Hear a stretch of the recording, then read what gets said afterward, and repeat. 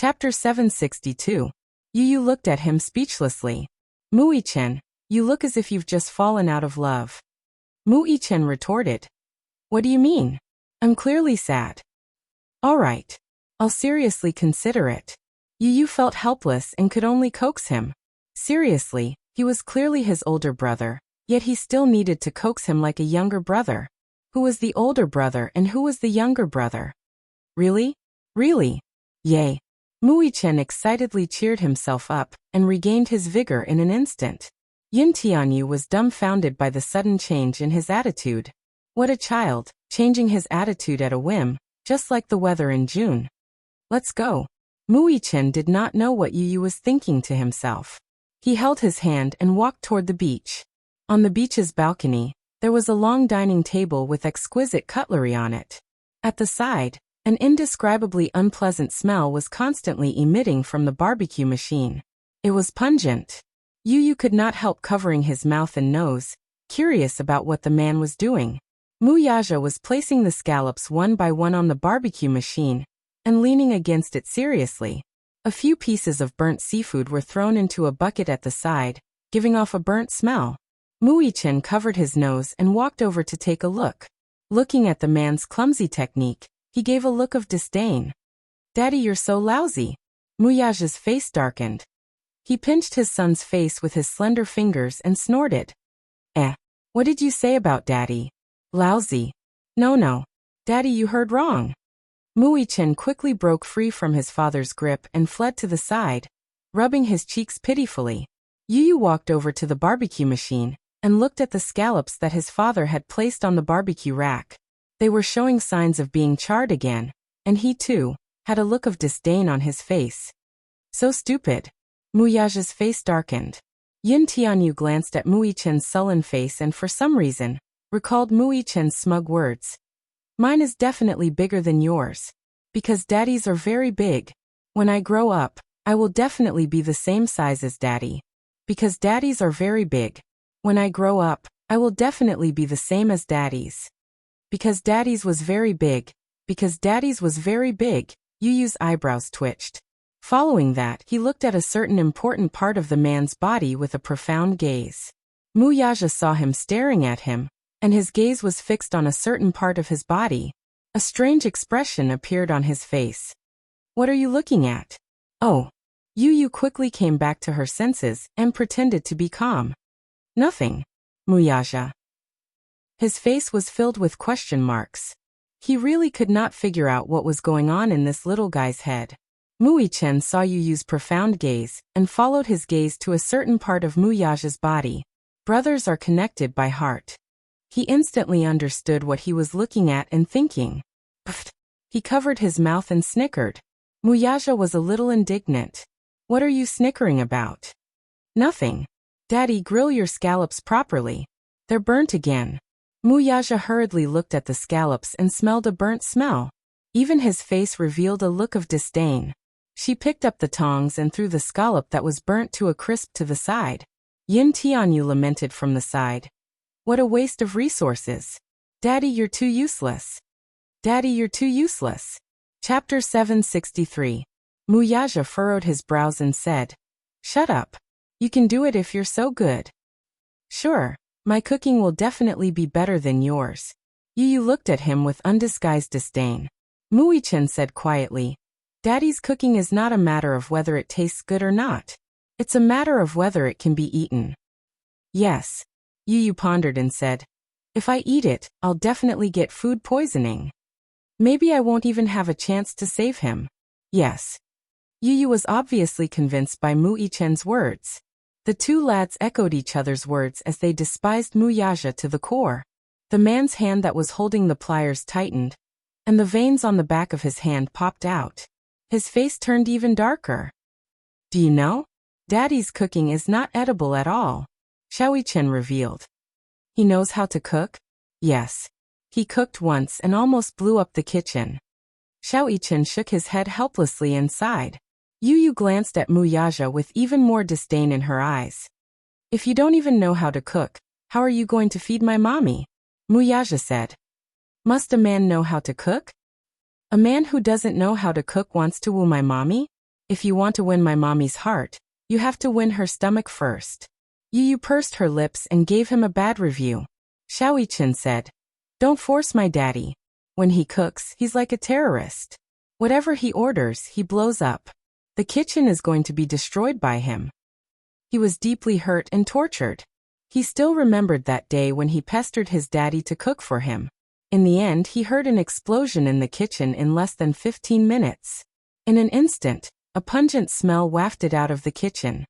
He walked closer to take a look and saw that the huge kitchen was filled with smoke. The entire wall was blackened. The kitchen table was a mess, and the pots were burned with holes. It was like a nuclear reactor laboratory, terrifying to the extreme. From then on, he was left with a deep psychological shadow, and he no longer believed in Muyaja's culinary skills. Well, to be precise, there was no culinary skill to speak of. Yu Yu said calmly, "He looks like a terrorist even if he doesn't cook. He's even more terrifying than terrorists. He's simply anti-human." Yu Yu was deeply worried and said, "Let me do it. I'm worried that mommy will get food poisoning after eating your barbecued meat." Muyaja froze. "You have to know that my mommy is a delicate flower. Her body is so fragile that she can't withstand your ravaging." Yu Yu continued to use her poisonous tongue. When Xiao Yichen heard this, he was extremely frightened. "That's right, Daddy. Don't roast it anymore. I don't want to eat your meat and be sent to the hospital to have my stomach pumped and my intestines pumped." Muyaja said, "Have you said enough?" Yu Yu pursed her pink lips. "Are you angry from embarrassment?" Xiao Yichen said, "Yes, Daddy is angry from embarrassment." Yu Yu said again, "Your culinary skills are negative, so don't destroy the innocent." "Yes, don't destroy the innocent. To avoid a tragedy, put down the weapon in your hand." "Yes, put down your weapon." Muyaja was completely speechless. He really did not know what to do with these two buffoons. He knitted his brows in displeasure, clearly disapproving. Was his cooking really anti-human? It was not that exaggerated. Muyaja was forced to step down. Yin Tianyu put on his apron and took his seat. Chapter 764. After a while, the barbecued meat gave off an aroma that seduced one's taste buds. Not a single detail was left out of his skillful hands. Even when it came to the seasoning process, Yin Tianyu was as strict as a textbook when it came to testing one's taste buds. The aroma of the meat, coupled with the seasoning, was fatally attractive. Muyaja watched his brother's skillful movements with his mouth agape. Xiao Yichen watched from the side, his mouth watering. He thought with satisfaction, "With such a younger brother, I won't have to worry about going hungry in the future." He felt that this younger brother of his was a treasure. There was nothing he could not do. What a genius! Just as the three of them were studying the barbecue machine, Yin Shishir's call came from not far away. "Yu Yu, come quickly." The moment Yu Yu heard Yin Shishir's voice, he dropped his stall and ran toward Yin Shishir. "Mommy, I'm coming." "I'll go too." Muichen chased after him. Muyaja watched the two children's backs speechlessly as he silently scooped the food that Yu Yu had barbecued onto a plate. Yin Shishir changed into a long bohemian dress and a sun hat as she walked barefoot to the beach. In the evening, the tide was low, and the cool, moist sea breeze blew. As she strolled on the beach, the soft sand flowed through her fingers.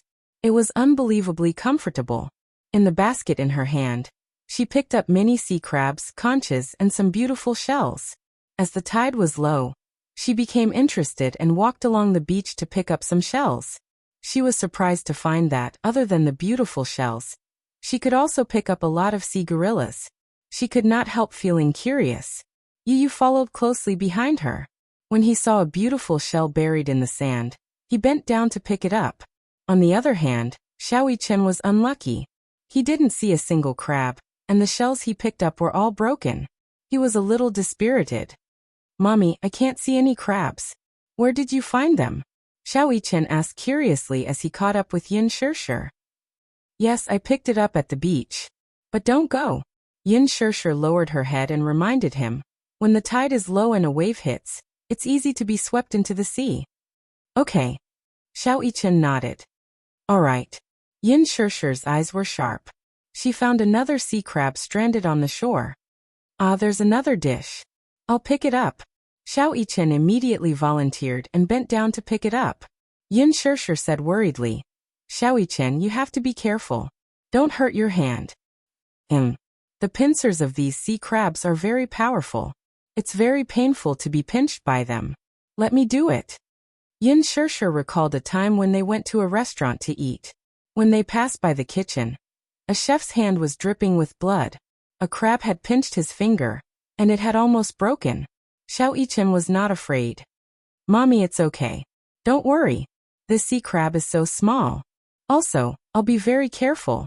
After he said that, he bent down and carefully pinched the two ends of the sea crab's hard shell. He pinched it up and put it into the basket with a proud smile on his face. Awesome, right? Really awesome. Yin Shirshir smiled and praised him. Xiao Yichen looked at Yin Shirshir's beautiful and refined smile. For a moment, he could not help but be mesmerized. He did not come back to his senses for a long time. Yin Shirshir saw his dazed expression and touched her face in a daze. She thought that there was something strange on her face. Chapter 765. It's nothing. Xiao Yichen blushed and shook his head shyly. I just think that mommy looks good when she smiles. You're such a sweet talker. Yin Shirshir couldn't help but pinch his cheeks gently. She suddenly turned her head and looked around. Where's Yu? He was right beside me just now. Little Yichen panicked, as well as he looked around for traces of his father. In the end, Yin Shirshir's eyes were sharp. It turned out that the little guy had run to the beach to pick up crabs. She called out helplessly, Yu, what are you doing? Yu crossed his arms and squatted by the beach. His watery eyes looked at the little crabs struggling in the sand as the waves receded. He couldn't help but feel amazed. He felt that this scene was really interesting. The little crabs were so small. They weren't even half the size of his palm. A wave came and splashed many of the little crabs onto the shore. When the wave receded, the wave swept many of the little crabs back into the waves and swallowed them back into the arms of the sea. So fun, so fun. Like Yin Shirshir, it was his first time at the beach. Before this, he had never seen what the real sea looked like. In the evening, the sunset glow covered the horizon and stretched all the way to the sea, dyeing the vast sea into an incomparably gorgeous color. At this moment, the child's natural instincts were at its peak. He was always full of curiosity towards new things. He curled up into a ball and squatted by the beach. He stared at the little crabs that were struggling in the sand with their backs to the sky. From time to time, he would kindly reach out and flip the poor little crabs over. The little crabs would follow their instincts and quickly crawl into the sea. Some of them burrowed into the sand. From afar, they looked like little worms. Yin Shirshir couldn't bear to disturb his curiosity, but she was also extremely worried. When the tide was low, the waves were very powerful. Yu was so small. She was worried that he would be swept into the sea, so she shouted, Yu, don't play by the beach. It's dangerous.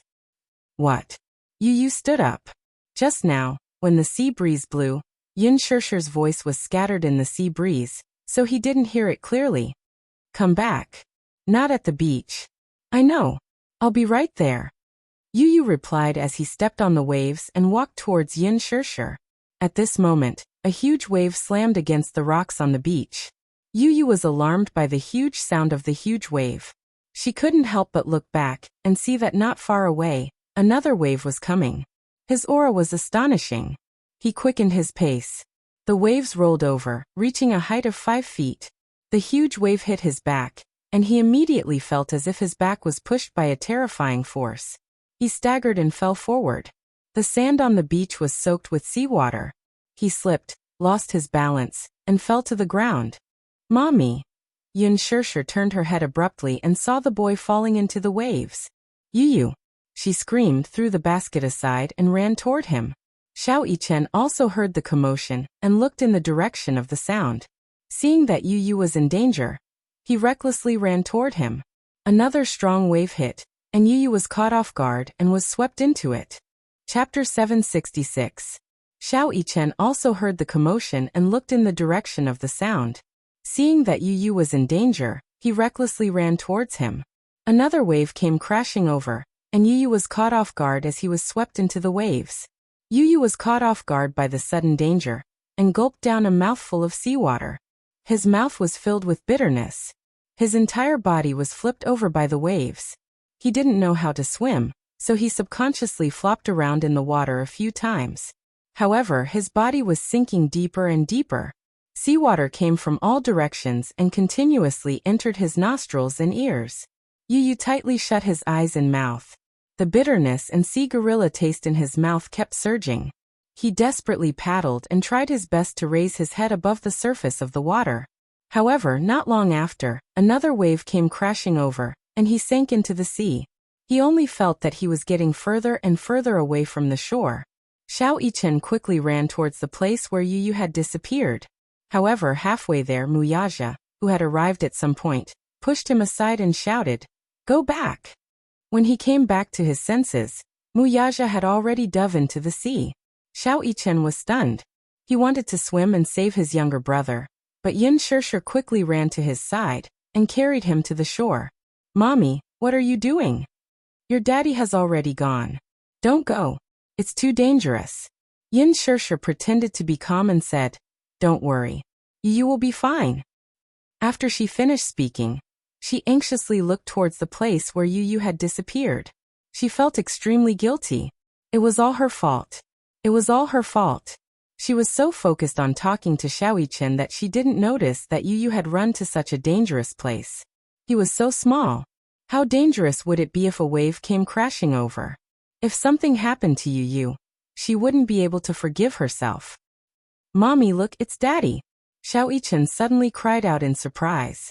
Yin Shishir looked in the direction he was pointing and saw Wuxia carrying Yu from the sea. He was drenched. Behind him, waves came crashing down on his back.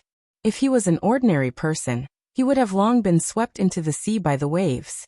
However, he seemed to be motionless as he waded through the sea and walked to a safe area step by step. Yin Tianyu, in his arms, was already unconscious. Yin Shishir and Little Yichen hurriedly ran over. Wuxia leaned over and pressed his ear against the man's chest to listen. There was still a faint heartbeat. He checked the man's breathing. It was weak. Yin Shishir and Little Yichen stood at the side and watched nervously. "Daddy, how's little brother?" Wuxia could not be bothered with him. First, he placed Yu face down and kneed his abdomen to force the fluid out of his nose. Next, he carried Yu and helped him lie flat on his back.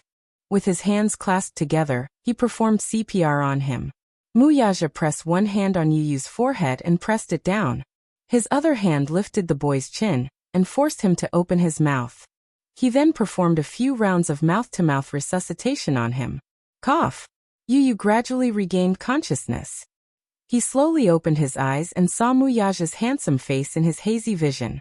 He saw one hand pressing on his forehead and the other lifting his chin. When Yu opened his eyes, he saw his father's mouth on his. He screamed uncontrollably. "Ah!" His clear and loud voice almost shattered Wuxia's ears. Chapter 767. Yu pushed Wuxia away harshly and retreated backward. He wiped his lips harshly with one hand as if there was something dirty on them. He wanted to cry but had no tears. That was his first kiss. It was actually snatched away by this man. Her small, wet face was filled with disdain. Wuxia was bewildered by the look of disdain on his face. Why was this little guy glaring at him with such a look? He saw Yu sizing him up with a disgusted look as he wiped his lips harshly with his fingertips and spat a few times. Wuxia's lips twitched harshly. Did this little guy dislike the fact that her lips had touched his? Yin Shishir and Xiao Yichen looked at each other in surprise when they saw that Yu was safe and sound. However, Yu stood up and threw himself into his mother's arms, feeling wronged. He wailed, "Woo woo woo. Mommy, he stole a kiss from me. He stole a kiss from me. Yu is no longer pure." Yin Shishir's expression froze. Xiao Yichen, who was standing at the side, was stunned as well. Wuxia, in particular, was rooted to the spot. Only Yin Tianyu's cries kept echoing in his ears. "Daddy stole a kiss from me. Yu is no longer pure. Daddy stole a kiss from me. Yu is no longer pure." Pfft. Xiao Yichen was the first to burst into laughter. Yu heard his laughter and raised his head to glare at him. "Idiot! What are you laughing at?" Pfft. Yin Shishir, too, could not hold back her laughter as she covered her mouth. Yu looked deeply resentful. Mommy, why are you laughing too? Mommy isn't laughing. Yin Shirshir immediately straightened her face and pretended to be solemn. However, before she could finish her sentence, she broke into laughter. He turned his head with resentment and glared at Muyaja. With his hands on his waist, his childish face was full of disgust. Who told you to steal a kiss from me? Pervert. A certain man, who was accused of being a pervert, twitched his face. He opened his mouth, wanting to explain something, but he did not know where to start. What, steal a kiss? That was artificial respiration, okay? Artificial respiration, okay? This little rascal must have never seen what artificial respiration was, so he mistakenly thought that he was secretly kissing him. Yu Yu pounced into Yun's arms. She covered her mouth and was already trembling with laughter. Mommy, what's wrong with you? Why are you laughing? Ha ha ha ha. Yin Shirshir could no longer hold it in after being asked such a naive question. She laughed out loud and held onto Yu Yu's abdomen, which was twitching because she was trying so hard to hold back her laughter. She hugged Yu Yu and laughed until they were a ball. Ha ha ha. Xiaoyi Chen, who was standing at the side, could no longer hold it in and laughed unbridled. What a silly little brother. What, steal a kiss? Daddy was clearly performing artificial respiration on him and saving him. He actually said that Daddy was a pervert who stole a kiss from him. Ha ha ha. Yu Yu was so angry that he pounced on Xiaoyi Chen. He held his face with both hands and ruthlessly ravaged it. Stop laughing. Stop laughing, idiot. Xiaoyi Chen still could not hold it in. Yu Yu was so angry that he balled his little hands into fists and pounded on his chest. In Yin Shirshir's eyes, this action looked a little bashful. Xiaoyi Chen saw that Yu Yu was angry and wanted to tease him as well. His hands tickled his armpits. Yu Yu was more sensitive. Sometimes, when Yin Shirshir was in the mood, she would tickle him. He could not stand it. Chapter 768. Yu Yu, who had a cold expression on his face, couldn't stop laughing under Xiaoyi Chen's tickling. Ha ha ha. Yu Yu's melodious laughter drifted along with the sea breeze. The two little kids rolled around on the beach. Yu Yu couldn't take it anymore and finally begged for mercy. Brother, don't. Ha. It's so ticklish, don't. Ha ha ha ha. Xiaoyi Chen felt that Yu Yu was too cute when he laughed. He was much cuter than when he had a cold expression on his face. He thought about how Yu Yu usually had a cold expression on his face, and then looked at the little guy who was tearing up from laughing while he was tickling him. It was obvious that the latter was cuter. He really liked this little brother of his. Yu Yu was laughing so hard that he couldn't take it anymore. He kept pushing Xiaoyi Chen's body, but at this moment, it was as if all the strength in his hands had been sucked away. After playing around for a while, Xiaoyi Chen grasped all the sensitive spots on Yu Yu's body. Yu Yu was very ticklish. The soles of his feet, his armpits, his waist, his ears, he was extremely sensitive when he touched them. His little brother was really a delicate flower. Muyaja looked at the two little kids playing around and his thin lips couldn't help but curve upwards. This was probably the kind of happiness that he could imagine. He had a woman he loved deeply and two adorable little kids by his side. They formed a happy family. Every single person was precious and indispensable. Whether it was Shirshir, Yu Yu, or Xiaoyi Chen, none of them could be missing. Yin Shirshir stood at the side and looked at the two little kids playing around on the beach. A gratified smile appeared on her face. She looked up and suddenly met Muyaja's deep gaze. The two of them looked at each other for a long time and suddenly smiled knowingly. During dinner, Yu Yu finally understood Muyaja's actions from Yin Shirshir. It turned out that he had fainted after he was washed into the sea. If Muyaja hadn't saved him in time, it would have been called mouth-to-mouth resuscitation. Mouth-to-mouth resuscitation? Yu Yu held a knife and fork in his hands and looked at Yin Shirshir strangely with his bright eyes. He didn't understand this term. What's mouth-to-mouth resuscitation? It's mouth-to-mouth resuscitation. Yin explained it to him in detail. Yu Yu nodded his head with a look of contemplation. It turned out that not all mouth-to-mouth resuscitation was kissing. But he still felt disgusted. He could accept it if his mother gave him mouth-to-mouth resuscitation. But he couldn't. Little Chen thought of something and asked curiously, "Did Daddy give Mommy mouth-to-mouth resuscitation too?" This little bun obviously wouldn't give up until he said something shocking.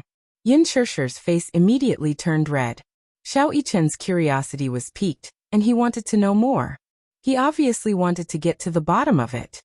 I saw it today. Daddy did mouth-to-mouth resuscitation for Mommy. Is that right, Mommy? Is that called mouth-to-mouth resuscitation? That's not mouth-to-mouth resuscitation. You snorted. Daddy and Mommy were kissing. It was a kiss that only couples could kiss. What's that? Xiao Yichen looked at her curiously and looked back and forth between Muyaja and Yin Shishir. Xiao Yichen, what Daddy and Mommy did wasn't mouth-to-mouth resuscitation. Yin Shishir pursed her lips and explained. Then what's it called? Xiao Yichen looked up innocently and curiously. Chapter 769. Hey, don't ask. Yin Shishir felt a little awkward. How could she explain such things to her child in detail? She wanted to say more, but Xiao Yichen became more and more confused. A look of suspicion appeared on his face. Why can't I ask? Yu suddenly put down his cutlery and flicked his forehead. Idiot, Daddy and Mommy are kissing.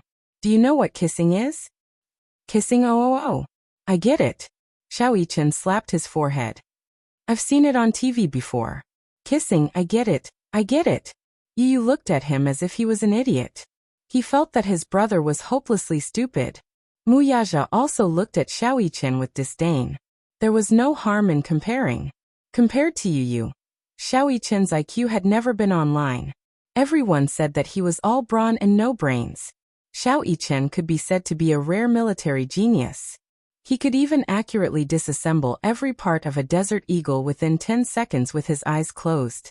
However, he could not solve a simple arithmetic problem within 10 seconds. These two sons of his were the best of the best. Especially Yu. He was so black-bellied at such a young age. Not only was he black-bellied, but he was also the ultimate black-bellied. On the surface, he was smiling, but on the inside, he was scheming against you. No one knew who he had inherited his incredible IQ and IQ. There was a saying that went, "The new generation excels the old." It was obvious that Yu wanted to slap his father to death on the beach. I'm full. Yu put down his cutlery and rubbed his round belly with satisfaction. He had eaten a lot for dinner, and was a little full. Xiao Yichen put down his cutlery and rubbed his round belly as well. He had eaten a lot that night. Yin Shishir had carefully peeled a lot of crab meat for him and dipped it in sauce. It was delicious. He was greedy and ate a lot. Now he was a little full. After eating his fill, he started to feel sleepy. The two little guys were exhausted from playing in the afternoon. And after playing for so long before dinner, they felt sleepy now. Yu in particular yawned a few times in a row, her eyelids drooping. Yin Shishir looked at the two little buns, pinched their cheeks and asked, "Are you sleepy?" "Okay." Xiao Yichen leaned back in his chair and allowed the sea breeze to caress him. He was extremely comfortable. She really wanted to fall asleep just like that. "Mommy, Yu is sleepy. Mommy will sleep with you, okay?" Yu tugged on Yin Shishir's sleeve and acted cute. He enjoyed listening to his mother read him bedtime stories. Falling asleep with Mommy's gentle voice was the happiest thing in the world. No. Muyaja was the first to stand up and express his opinion. Xiao Yichen also objected. No. This time, the father and son stood on the same side. Yin Tianyu glared at them with a gloomy face and pouted his pink lips. What's wrong with that? You're already 7 years old, yet you're still sleeping with Mommy. Shame on you. Xiao Yichen accused. I've always slept with Mommy. Yu retorted indignantly. I don't care. Anyway, I can't let Mommy sleep with you. Xiao Yichen's sleepiness disappeared. With his hands on his hips, he argued with Yu. Why can't she sleep with me? If Mommy doesn't sleep with me, should she sleep with you? Yu looked at him with disdain. Chapter 770. Yu clearly refused to admit defeat. We haven't even finished the game, so it doesn't count. Xiao Yichen said confidently. Yes, we haven't finished the game, but I have more points than you. Even if we continue, you won't be able to beat me. A game is a game. Besides, I didn't agree to anything you said. You're talking to yourself. Anyway, Mommy will sleep with me. You're cheating. You won't admit defeat now that you've lost the game. This is my first time playing volleyball. I've never played volleyball before. Besides, what do you mean by winning or losing? I clearly went easy on you. If I didn't go easy on you, I would have won long ago. Yu snorted coldly, clearly unconvinced. The two little munchkins faced each other and started to argue. What do you mean you went easy on me? I was the one who went easy on you, okay? Xiao was so angry that his face turned red. If I didn't go easy on you, you wouldn't have gotten a single point. Xiao words were like an arrow that pierced through Yu's heart. It hurt his self-esteem deeply. What do you mean by wouldn't have gotten a single point? That's what I meant. You're not good enough. How can you beat me? I'm not good at sports. I was kind enough to accompany you because you wanted to play. You said that you would sleep with mommy if you won. What kind of lousy condition is that? Yu pouted and glared at him with disdain. Mommy has been sleeping with me all this time. Umph. You're the one who wants to monopolize mommy, aren't you? He hit the nail on the head. Little Ichen's face flushed red with shyness. Stop fooling around. Mommy will sleep with you tonight, okay? Yin Shirshir was exasperated. These two little buns fought whenever they didn't like each other. Couldn't they just get along with each other? No. The two little buns said in unison. I don't want to sleep with him. Umph. Muyaja raised his brows slightly. He reached out and pulled Yin Shirshir into his embrace. Then you can sleep on your own. Tonight your mommy is mine. Yu. Xiao. Muyaja's thin lips opened slightly. Why? Are you not convinced? Hey, you're so childish too? Yin Shirshir couldn't help but laugh. You're still competing with two kids? Muyaja said seriously. Children can't be spoiled. Look at Xiao, I've never spoiled him. Xiao felt wronged. Daddy is the worst. He really didn't dare to compete with his daddy. In Xiao heart, Muyaja had always been like a god, an existence that everyone revered. I don't care. Mommy will sleep with me anyway. Yu didn't fall for Muyaja's trick. He walked over and pushed Muyaja to the side. He threw himself into Yin Shirshir's embrace and rolled around in her embrace. Mommy, sleep with me tonight. Sleep with me tonight. If mommy doesn't sleep with me, Yu will be scared. This room is so big and dark. What if Yu has nightmares? Sob, sob, sob. Can mommy bear to let Yu sleep alone? No. His voice was extremely helpless. It trembled slightly and spoke endlessly of his dependence on her. Yu acted cute and coquettishly. Yin Shirshir's heart immediately melted into a river of spring water. She immediately coaxed him. All right, mommy will sleep with you. Yu be good. Mommy will read you a story. Then mommy won't sleep with Xiao. Okay. Yin Shirshir agreed. Mommy, don't sneak away in the middle of the night. Chapter 771. Mommy is the best. Yu loves mommy the most. Yu hugged Yin Shirshir's waist and rubbed his head against her chest like a coquettish kitten. Yin Shirshir's heart could not get any softer, and she had no room to refuse. Yin Tianyo's coquettishness could be said to have reached perfection. Muyaja and Xiao were dumbfounded.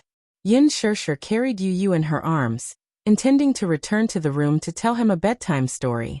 Yu obediently let him be in her arms. His head rested on Yin Shirshir's shoulder with his back facing her. His pair of watery eyes looked at Muyaja and Muichen with a provocative expression. You want to fight with me? Emph. Yin Tianyu mouthed. Don't think that just because you tricked me and mommy to the beach, you can take advantage of me. With me around, there's no way. Mommy belongs to me. No one can snatch her away. The father and son's faces were filled with anger. This rascal. Muyaja frowned. He's too much. Xiao clenched his fists tightly. Relying on Yin Shirshir's love for him, he was simply lawless. There was no other way though. Yin Shirshir was most susceptible to this trick of his. His soft, coquettish voice rubbing against her like a kitten. His adorable way of acting coquettishly left no room for resistance. This rascal, at such a young age, already knew how to manipulate people's thoughts. What a lunatic. At this moment, the capital was already in an uproar. Yin Bingqing had completely lost her power. Weibo Tieba forums, including all the media, the public opinion was already on Yin Shirshir's side. Various celebrities in the entertainment industry, be it A-list or C-list celebrities, all came to trample on her. Some of them were celebrities who had some old grudges with her. This was understandable. Some celebrities, who were completely unrelated, would also throw a basin of dirty water at them. There were even many unknown celebrities who rushed over to take advantage of her popularity.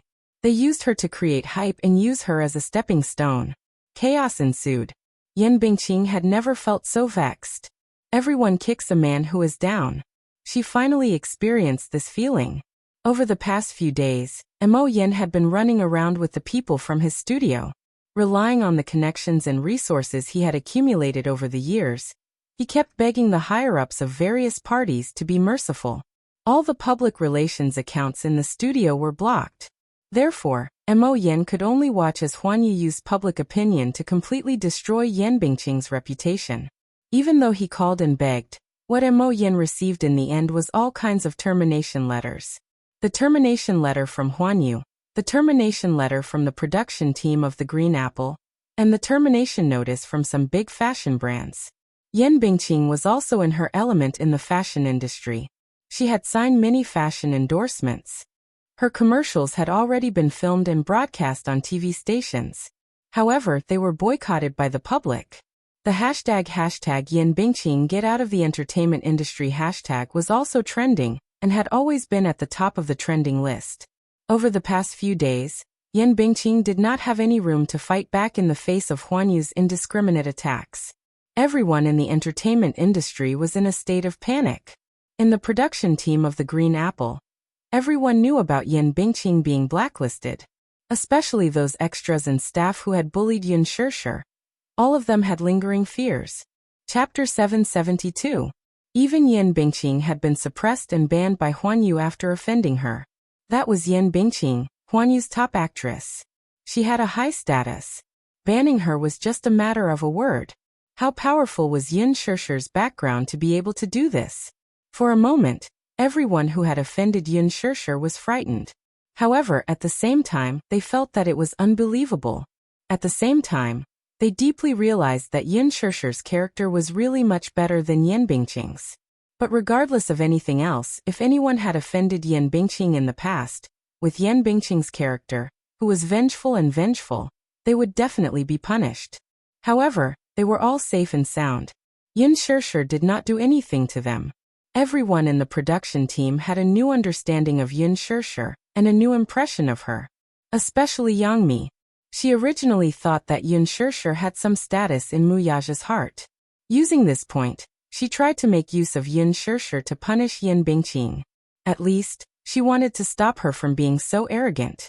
However, now that Yan Bingqing had been banned from the industry, with Huan Yu suppressing her, she would not be able to climb back up for a while. Anyway, she was completely done for. It seemed that Yun Shishir had a very important position in Mu Yaja's heart. Yang Mi made up her mind that in the future, she could offend anyone but Yun Shishir. On the contrary, she had to maintain a good relationship with her. At the Mu residence. When Mu Wanru returned to the Mu residence, it was already evening. The servant immediately came forward and took the coat from her. Mu Wanru asked, "Where's Grandpa?" "Young madam, old master is in the study. Has he taken his medicine?" "It's not time yet. The medicine is brewing." "Okay. I'll go to the study to see Grandpa first," Mu Wanru said as she walked towards the study. In the study, Mu Sheng was engrossed in a photo in his hand. In the photo, Mu Qingqing was standing in the garden with a bright smile on her face. Mu Sheng's gaze deepened as his withered fingers slowly caressed the photo. Deep nostalgia and sorrow surfaced in his eyes. "Qingqing, you are so heartless. How can you bear to leave me alone?" Mu Sheng lamented, his eyes filled with grief. There was a sudden knock on the door. The old man was still immersed in his grief and did not return to his senses for a long time. Mu Wanru pushed the door open and entered the room.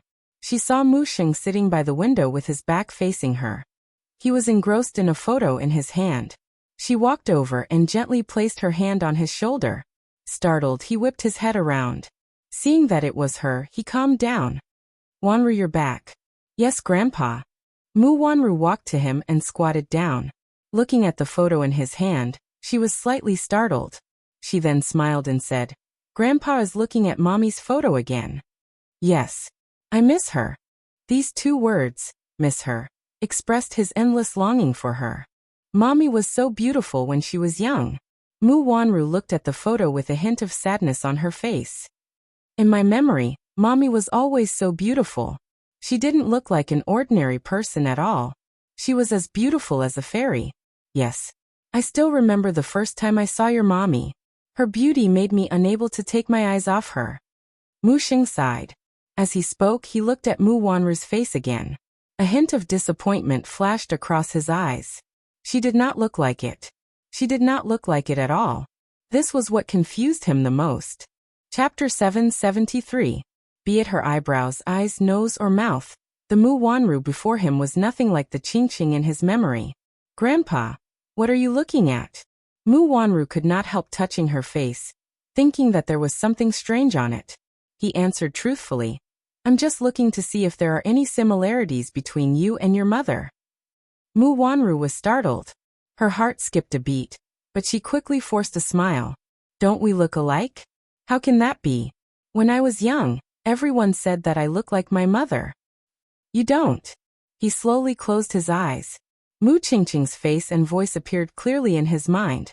Whether it was her features or her voice, even after 20 years, he still had a deep impression of her. Mu Qingqing was the most indelible joy in his memory, but also the most indelible pain. Her death was a huge blow to him. He was unable to recover from the setback, and was bedridden for a long time, unable to recover from the pain of losing his beloved daughter. The smile on Mu Wanru's face stiffened. Grandpa, do you still remember how my mother looks like? Of course I remember. I can't forget her face and voice. Mu Xing sighed. Outside, a servant gently knocked on the door. Master, the medicine is ready. Mu Wanru raised her voice at once. Come in. As soon as she said that, the servant entered the study with the medicinal soup. He turned his face away and said, Take the medicine away, it smells awful. The servant smiled stiffly and respectfully said, Master, this medicine can't be stopped. Drink it. I told you to take it away, didn't you hear me? He suddenly slammed the table in a fit of rage. His voice shook the entire study room. The servant was so frightened that her legs almost gave way, and she knelt down. Mu Wanru said, All right, you can leave. Young madam, that medicine. All right, I'll persuade Grandpa to drink it. You can leave first lest he gets angry. Mu Wanru waved her hand. The servant respectfully retreated and closed the door. Mu Xing turned his head to look out of the window, but his eyes gradually became empty. Wanru, take the medicine away. I'm not drinking it. Grandpa, you're throwing a tantrum again. Although this medicine smells bitter, it is good medicine that tastes bitter and cures illness. Drinking it will be good for your body. Mu Wanru walked to his side and gently placed her hand on the back of his hand, patiently consoling him. The old man stubbornly retorted, What's in it for me? How many years had he been drinking this medicine? Yet his body was still like this. It couldn't be cured. Let it be. Mu Wanru laughed helplessly and said a few words of coaxing. How can you say that? Grandpa, this medicine is good for your body after all. Let me feed you, okay? Mu Xing looked out of the window. He did not say anything, but he did not reject her either. Mu Wanru then stood up and walked behind him. While he was looking out of the window, she secretly took out a small packet of craft paper from her pocket. She carefully tore a small hole in the craft paper and gently sprinkled the white powder into the medicine bowl. She stirred it evenly with a spoon. It was colorless and tasteless. Mu Lianjue's words echoed in her ears. Don't be fooled by that old man's deteriorating body. I'm afraid he doesn't have many years left to live. Still, whether this old thing is dead or alive, he still holds the power in his hands. With him around, the Mu family's morale is unstable. Only by getting rid of him can I carry out my grand plan. Chapter 774. The old man's gaze remained fixed outside the window, as if he were in a trance. His weathered face resembled a withered and decaying branch. His eyes were like dead ashes, devoid of any vigor. He was probably really old. It was as if he would die the next moment. Mu Wanru guessed that, given his situation, he would only have a few more years to live before the candle of life was extinguished. There were still good medicines to cure a person's illness. Alas, There was no cure for his illness. Mu Wanru pursed her lips tightly. With trembling hands, she picked up the medicine bowl and took a deep breath before walking to the old man. Sodium nitrite, a slow-acting poison.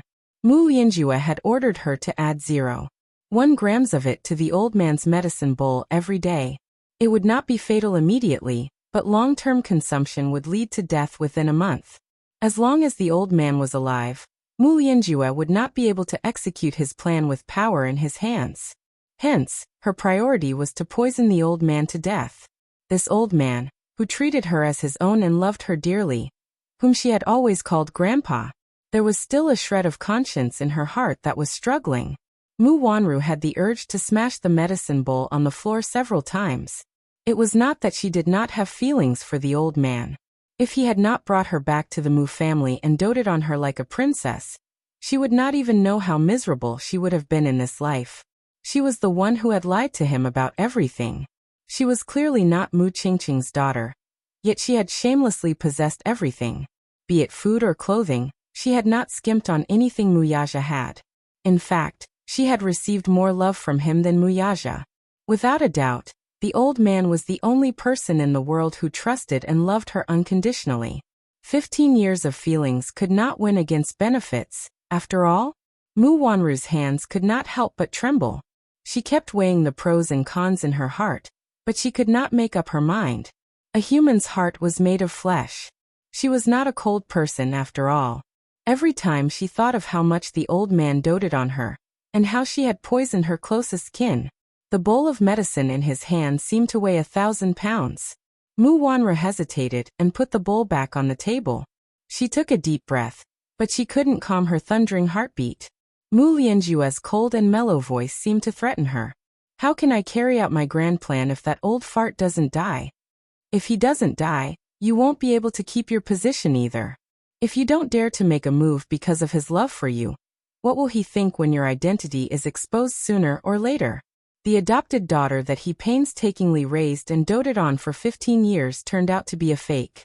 Guess what will happen when he flies into a rage out of shame? He will definitely kill you. Mu Wanru was suddenly frightened. Her eyes widened, and her entire body trembled uncontrollably due to extreme fear. If Mu Xing knew that her identity was fake, that she was not Mu Qingqing's biological daughter, and that she had been using this identity for 15 years, would he fly into a rage out of humiliation and really kill them all? No way. She didn't want to die. Don't think that Mu Xing is old now. When he was younger, he was a ruthless figure in the business and political world. How much bloodshed did he cause? Mu Lianjue's frightening words still echoed in her ears. Chapter 775. She tried her best to quell the conflict in her heart, as well as her deep fear of the old man, as she slowly walked up to him. Grandpa, the medicine is almost cold. It won't be as effective once it's cold. Shall I feed it to you while it's hot? Mu Wanru asked as she squatted beside him and stirred the medicine with a spoon. He nodded lightly, but his mind seemed to be elsewhere as he did not look at her. He often looked out of the window in a daze, and his gaze was always on the Mu family's back garden. Rumor had it that the Mu residence's back garden was meticulously taken care of by Mu Qingqing. She loved flowers, especially Chinese roses. Hence, the Mu residence's back garden was once filled with colorful blossoms. From afar, it was unbelievably beautiful. Mu Qingqing loved to trim the flowers in the back garden. In the afternoon, she would sit on the swing leisurely. Ever since she passed away, the back garden had been barren for a long time. The Chinese roses she planted had withered and rotted due to neglect. The servants wanted to cut the flowers and replant them, but the old man flew into a rage and forbade anyone from entering the back garden, let alone touching an inch of the land there. The back garden of the Mu residence had once become a forbidden area. No one was allowed to enter. The petals withered and fell to the ground. The back garden had been barren for several seasons. Finally, the old man ordered people to take care of it again, but he did not let them plant any more Chinese roses. He was afraid that he would be reminded of the past. Grandpa, come. Mu Wanru scooped up the medicine and fed it to him. He slowly opened his mouth and swallowed the medicine. His eyes, however, were still looking out of the window with sorrow and trepidation. Suddenly, A line of tears overflowed from his eyes and rolled down his cheeks. They dripped into the medicine bowl with a plop. Silence reigned. Mu Wanru saw his teary eyes and stood up helplessly. She carefully asked, "Grandpa W, what's wrong?" The old man remained expressionless and did not say a word. No one knew that today was the anniversary of Mu Qingqing's death. On this day, he would sit in the study room and quietly admire the scenery in the back garden. Today, however, the Chinese roses were no longer in full bloom. On the swing, the carefree figure could no longer be seen. Mu Wanru did not understand why he suddenly cried. She only lowered her head in fear, and continued to feed him the medicine, until there was not a single drop left in the bowl. The Kingdom of Love is a peaceful and prosperous country. Every day, there is singing and dancing, praising and thanking the officials. The king is also a righteous person. One day, the king brought his most beloved daughter, the 5-year-old Love, out on an inspection tour. Because Love was kind-hearted, she treated the maids like her own family. In order not to be discovered, the king only brought 2 guards with him. On the bed, Yin Shishir held a book of fairy tales in her hands. She flipped to a story titled, The Real and Fake Princess, and found it interesting, so she read it to Yin Tianyu. Yin Tianyu leaned into her embrace. Amid her gentle and soft voice, his eyelids drooped and his eyes drooped sleepily. Suddenly, the bedroom door was slowly pushed open. Xiao Yichen peeked inside. He had just taken a bath and changed into his pajamas. He tossed and turned in bed, but no matter how hard he tried, he could not fall asleep. The spacious room only felt cold and cheerless. Chapter 776. Pushing the door open, he saw Yin Shishir reading a story to Yu Yu. Yu Yu's eyes were closed, seemingly asleep. Yin Shishir's voice gradually softened. Seeing that the child had entered dreamland, she wanted to end the story. Xiao Yichen, however, stood at the door and pitifully asked, "Mommy, can you finish the story? I still want to hear more." Yin Shishir looked in the direction of the voice, and saw Xiao Yichen squatting at the door with his head in his hands. She did not know how long he had been there. "Why are you squatting there?" Yin Shishir did not know whether to laugh or cry. "I can't sleep, so I want to hear Mommy's story." Xiao Yichen cupped his little face. His chubby face was pink and tender, looking very adorable. He squinted his eyes and let out a crisp and gentle laugh. "Mommy's voice is so nice, and this story is so fun. Can Mommy continue to tell it to me? I really want to know what happened to this princess." Yin Shishir gently curled her lips as she patted the edge of the bed lightly. Xiao Yichen's heart skipped a beat, and he carefully closed the door. Afraid that the noise would wake Yin Tianyu up, he tiptoed to the bed. Yin Shishir reached out and pulled him into her embrace. Xiao Yichen blushed. No one had ever read him a fairy tale before he slept. Standing at the door and watching Yin Shishir gently caress Yin Tianyu's hair as she read the story, he suddenly felt envious of his younger brother. For the past 7 years, Mommy would read him a fairy tale every day before he slept. How blissful! He was really envious. In the Mu residence, before he slept, he could only hug his doll and fall asleep in the cold room. It was very lonely. "Mommy, continue reading." Xiao Yichen looked up at her expectantly. Yin Shishir nodded. But who would have thought that a group of traders in the palace would find out that the king was out on an inspection tour? They would send all kinds of martial arts masters to kill the king on the way. The king and the others did not know that when they were in high spirits, a few masked men suddenly appeared, scaring them into sweating profusely. The 2 loyal guards tried their best to protect the king and Princess Love, but Princess Love was still knocked unconscious. The king thought that she was dead, so he didn't have time to bring her body back, so he quickly ran away. Yin Shishir said, "Mommy, is this princess really dead?" "No, I just thought that the princess was dead." "Then the king must be very sad." "Yes. But why didn't the king leave with the princess?" Yin Shishir was stunned. She was amused by Xiao Yichen's persistent thirst for knowledge. It must be too late, right? At that time, many people were after the king. The princess is so pitiful. Xiao Yichen said with pity. But the princess didn't die. 14 years later, the king heard that Princess Love was still alive, so he sent someone to put up a notice. Whoever can find Princess Love will be rewarded handsomely. Also, the princess has a heart-shaped jade pendant with her. When she read this, she was inexplicably stumped for a moment and did not continue her sentence. A heart-shaped jade pendant? Xiao Yichen widened his eyes in curiosity. Is it a token? Yes. Xiao Yichen suddenly understood, and his eyes lit up. There must be only one jade pendant in the world. Then, the person who has this jade pendant must be the princess. Mommy, did the king find the princess? Don't worry, Mommy will continue reading. Chapter 777. Yin Shishir smiled and shook off those messy thoughts. She continued to read. A 19-year-old female fugitive from the Dark Kingdom escaped here. Her name is Jin Ling. She is very beautiful and has been very scheming since she was young. When she grew up, her parents died. She was chosen by the king of the Dark Kingdom and was given the title of Empress. However, she didn't know how to repay kindness. She conspired with the prime minister to usurp the throne. The king saw through her and she escaped all the way here. A bad woman? Yes, a bad person. Yin Shishir turned the page and continued to read. When she saw the notice, Jin Ling was very happy. This princess love is about the same age as me. I can pretend to be her and avoid the limelight of being hunted down. I can also enjoy a lifetime of glory and wealth. Therefore, Jin Ling invited the best sculptor in the city to sculpt her a love jade pendant that was exactly the same as the description on the notice. However, she didn't know that the real love jade pendant would break when it was dropped. In order to not cause more trouble, Jin Ling killed that person. Then, she pretended to take the jade pendant and entered the palace. When the king saw her and the jade pendant, tears streamed down his face as he poured out his longing for her. Jin Ling also pretended to cry, but in her heart, she was crying for success.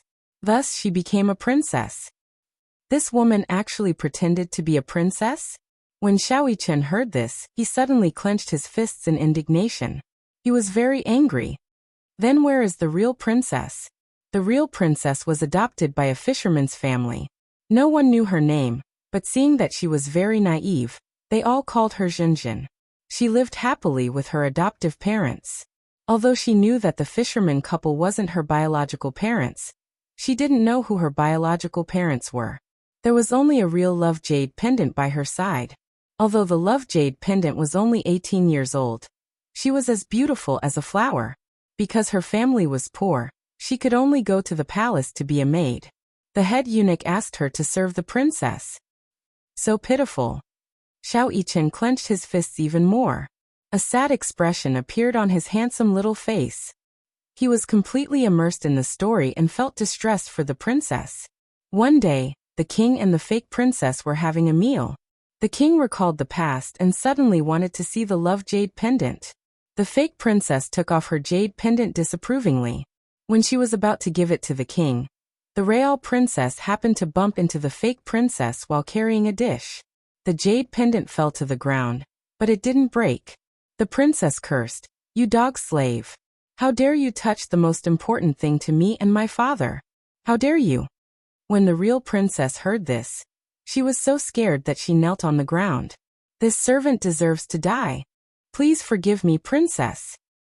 Ah! Xiao Yichen suddenly sat down on the bed. His heart clenched as the story progressed. This fake princess is really bad. How annoying. She was clearly not the real princess, but she had actually replaced the identity of the real princess. Did the king not realize that the princess was a fake? It's too much. Yin Shishir couldn't help but laugh.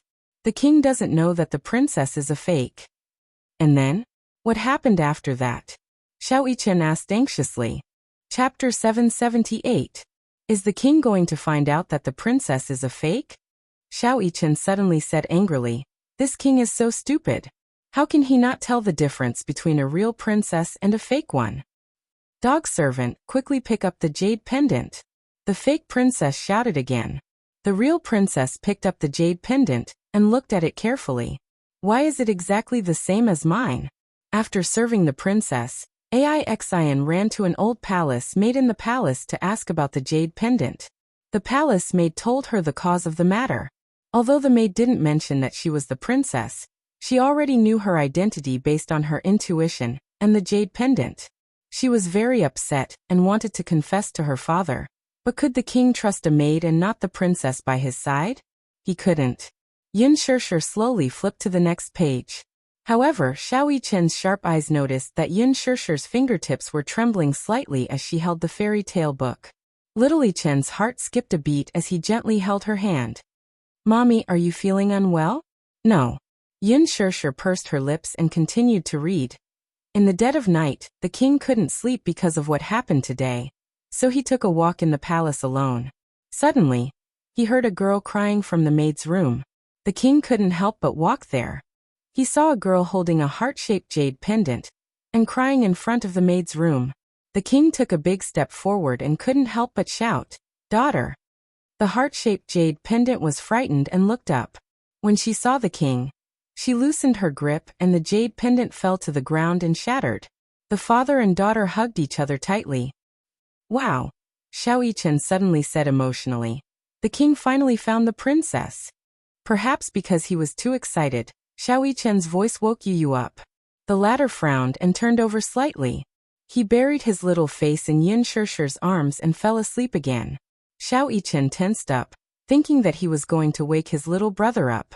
Seeing that he had fallen asleep again, she heaved a sigh of relief and smiled at Yin Shishir.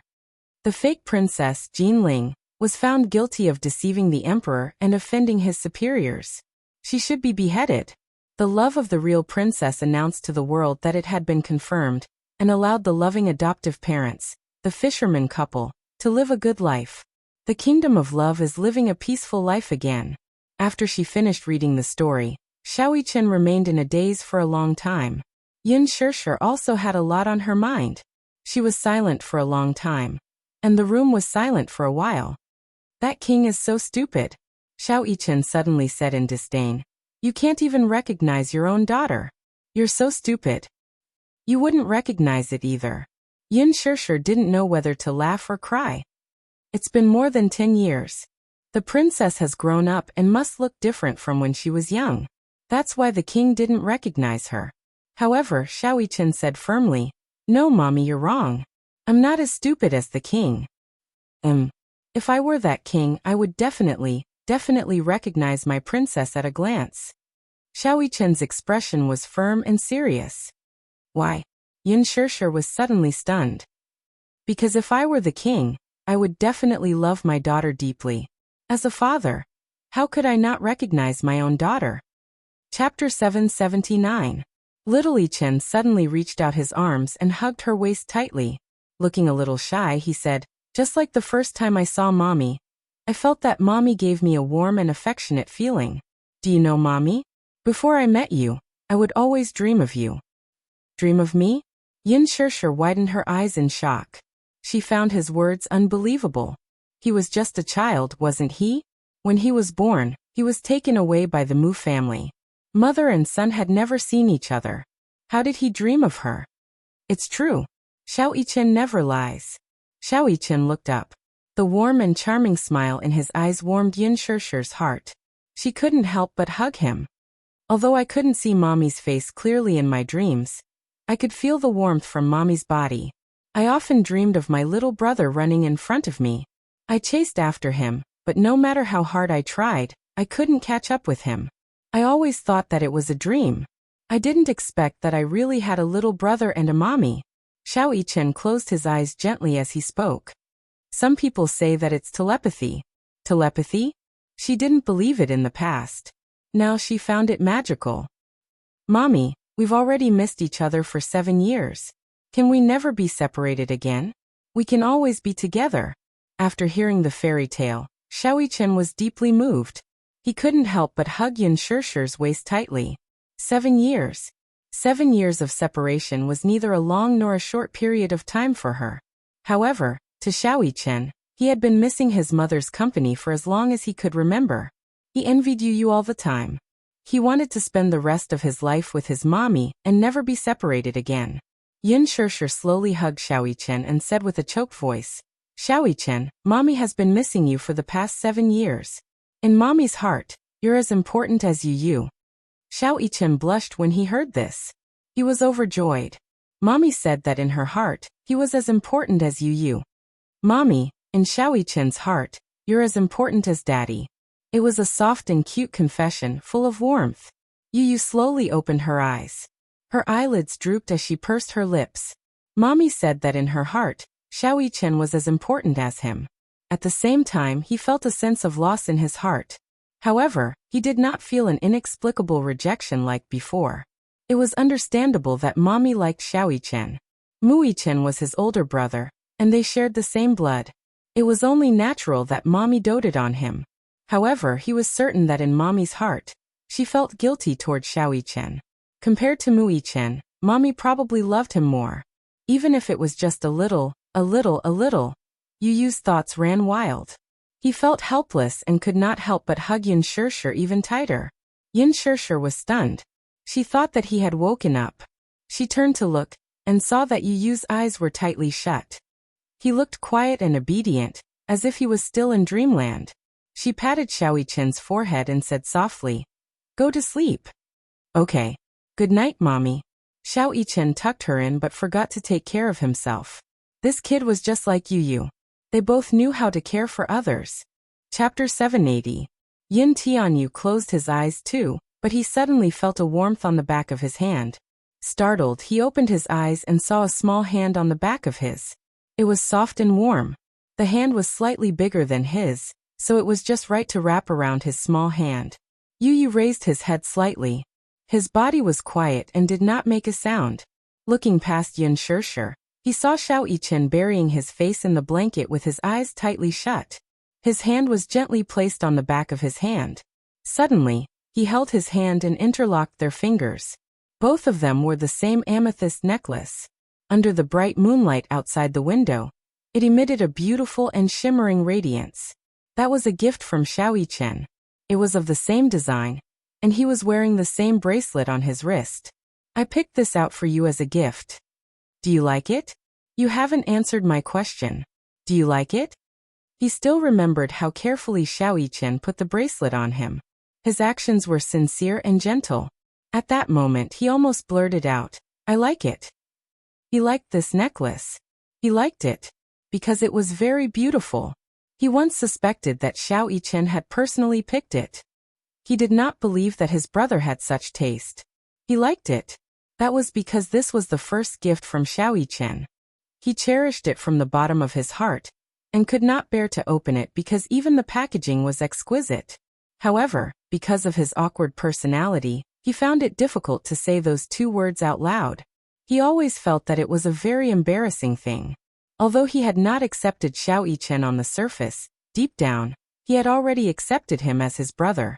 Yu looked at Xiao Yichen's peaceful sleeping face, and could not calm down for a moment. His features were so similar to his. When the two of them stood together, it was like looking into a mirror. If one did not look at their height and figure, one would not be able to tell them apart. The image of little Yichen chasing after him seemed to appear in his mind as he nervously asked, "Daddy, Mommy, do you think it's good for me to live with you in the same house? A family of 4 living together." This was something he didn't even dare to think about in the past. He always felt that it was too much to hope for. Yu's eyes flickered, and her gaze fell on the amethyst necklace in her hand. Her eyes reflected the purple luster, and her pink lips couldn't help but open. "I do." Yu subconsciously opened his mouth. When he realized that he had said those 2 words, he was shocked. He bit his lip hard, but he couldn't take back his words. He couldn't help but feel embarrassed. He nervously looked at Mu Yichen, only to see that the little fellow seemed to have fallen asleep, and was not disturbed by his voice. Maybe he's asleep? So she probably didn't hear what he said just now. Yu's expression finally returned to normal, and he sighed softly. Sometimes it was hard to say the truth. He always said things that didn't mean. Actually, he really liked Xiao Yichen's gift, but when he looked at his face, it was hard for him to say the word like. Yu lay down again and slowly closed his eyes. Drowsiness overwhelmed him, and he quickly fell asleep. However, on the other side, Xiao Yichen slowly opened his eyes. The corners of his mouth curved into a happy smile. Chapter 781. Early the next morning, Yu was shrouded in a nightmare. His forehead was drenched in cold sweat. In his dream, he was surrounded by 2 walls. He could only feel a stifling pressure on him, making it hard for him to breathe. He tried his best to escape, but no matter how hard he tried, he could not escape. He could only watch helplessly as the two huge walls slowly closed in on him. Just as he was about to suffocate, he woke up with a start. In his hazy sleepiness, he only felt that it was unusually crowded. Yu Yu opened his eyes wider and looked up, only to see Yin Shishir's sleeping face. Startled, he tried to sit up on the bed. Just as he turned over, he saw Mu Yaja's handsome face right in front of him. Mu Yaja? Why is he sleeping here too? When did he squeeze in here? An inexplicable feeling rose in his heart. He wanted to sit up, but he felt a heavy weight pressing down on him. He immediately looked down, and did not know what was pressing down on him. He did not know when Xiao Yichen had half his body on top of him, and one of his legs was hanging on Mu Yaja's long legs. He struggled slightly and sat up. Only then did he get a clear view of the bed's layout. Mommy was hugging him, and Mu Yaja was hugging her. He was sandwiched in the middle. The two walls in his dream were probably because he was sandwiched between them. Yin Shishir's sleeping posture was more peaceful and well-behaved. The most restless one was none other than Xiao Yichen. Half of his body was on top of Yin Shishir's lower body, and the other leg was hanging on her body. His sleeping posture could only be described as horrible. No wonder he felt that he could not breathe in his sleep. He only had nightmares with such a heavy guy on top of him. This guy. His sleeping posture was too unsightly. Yu Yu pushed Xiao Yichen's head in dissatisfaction, only to see Xiao Yichen turn over. His whole body was on top of him, and one of his legs was on top of Mu Yaja's face. In his sleep, Mu Yaja pushed Xiao Yichen's leg away unhappily. Little Yichen's brows furrowed slightly as he unhappily placed his foot on it. Mu Yaja pushed it away again. Xiao Yichen put his leg up again. The father-son pair seemed to be in a standoff. Yu Yu rolled his eyes. It was still early in the morning, and he had not yet woken up. He had accumulated a bellyful of anger, yet he had nowhere to vent it. In a fit of anger, he grabbed Xiao Yichen's ear and twisted it. Ouch! Xiao Yichen woke up from the pain. He rolled on the bed and got up. He looked around for a while and saw Yu Yu's sleepy eyes filled with anger. What's wrong? Xiao Yichen rubbed his eyes and asked innocently. Look at you. How did you sleep? Yu Yu crossed his arms in front of his chest and used him as an excuse. Little Yichen lowered his head to take a look and was baffled. What's wrong? Didn't I sleep well? You're on top of me. Are you trying to crush me to death? Yu Yu questioned him with an aggrieved expression. Xiao Yichen rubbed his messy forehead and looked up at the sky. He pursed his lips and looked like he was about to cry. I didn't do it on purpose. You're so fierce. Also, I didn't put all my weight on you. Mu Yichen, do you always sleep in such a barbaric manner? Yu Yu narrowed his eyes dangerously. No. How am I barbaric when I sleep? Chapter 782. No, I'm not. How is my sleeping posture barbaric? If this isn't barbaric, do you want to go to heaven? Yu Yu exploded as he pinched his cheeks and ravaged them. Xiao Yichen had just woken up and was still in a daze. He did not react to Yu Yu's ravaging of his cheeks and only wanted to sleep. Plop. Xiao Yichen collapsed on top of him. His whole body was on top of him. Yu Yu's eyes widened in shock. He reached out to push him away, only to hear Xiao Yichen's face pressing against his as he mumbled sleepily. I'm so sleepy. Brother, let's sleep for a while more, okay? No. Get up. Woo-woo. I'm clearly not awake yet. Xiao Yichen acted coquettishly on top of him. Yu Yu was pinned down by him and could not move. He did not even have the strength to struggle as he cried out aggrievedly. Mommy, mommy. Save me. Mu Yichen, get off me right now. Do you hear me? You're crushing me to death. Ah. Yin Shishir was awakened from her dream by Yin Tianyo's cry for help. She thought that something had happened, but when she opened her eyes, she saw Xiao Yichen lying limply on her brother's body. She did not know whether to laugh or cry. Mommy, save me. Mu Yichen is so heavy. I can't breathe with him on top of me. Yu Yu whined coquettishly. His small, handsome face was on the verge of tears. Xiao Yichen, be good and get off your brother. Yin Shishir went to carry Xiao Yichen as she coaxed him. Xiao Yichen shook his head unwillingly. No. I want to sleep with my brother. Yin Shishir. Yin Tianyu angrily said. I'm ordering you to get off of me. I'm heavy. No, your body is so soft. It's so comfortable to sleep on your body. Mui-chen. Hurry up and come down. Ah. Lower your voice. Don't wake the great demon king. What great demon king? Daddy is the great demon king. He has a very bad temper when he wakes up. If you wake him up, it will be very scary. Yin Tianyu. The short 3-day holiday ended very quickly. Muyaja took Yin Shishir for a follow-up examination. The doctor said that her injuries had almost recovered, and it would be best if she recuperated for a few more days. Then, there would not be any major problems and there would not be any sequelae. The two little munchkins who were standing behind him heard the conversation. They looked at each other and finally calmed down. Yin Shishir was naturally very happy that her injuries had recovered. She planned to rest for a few days before returning to the set to continue filming.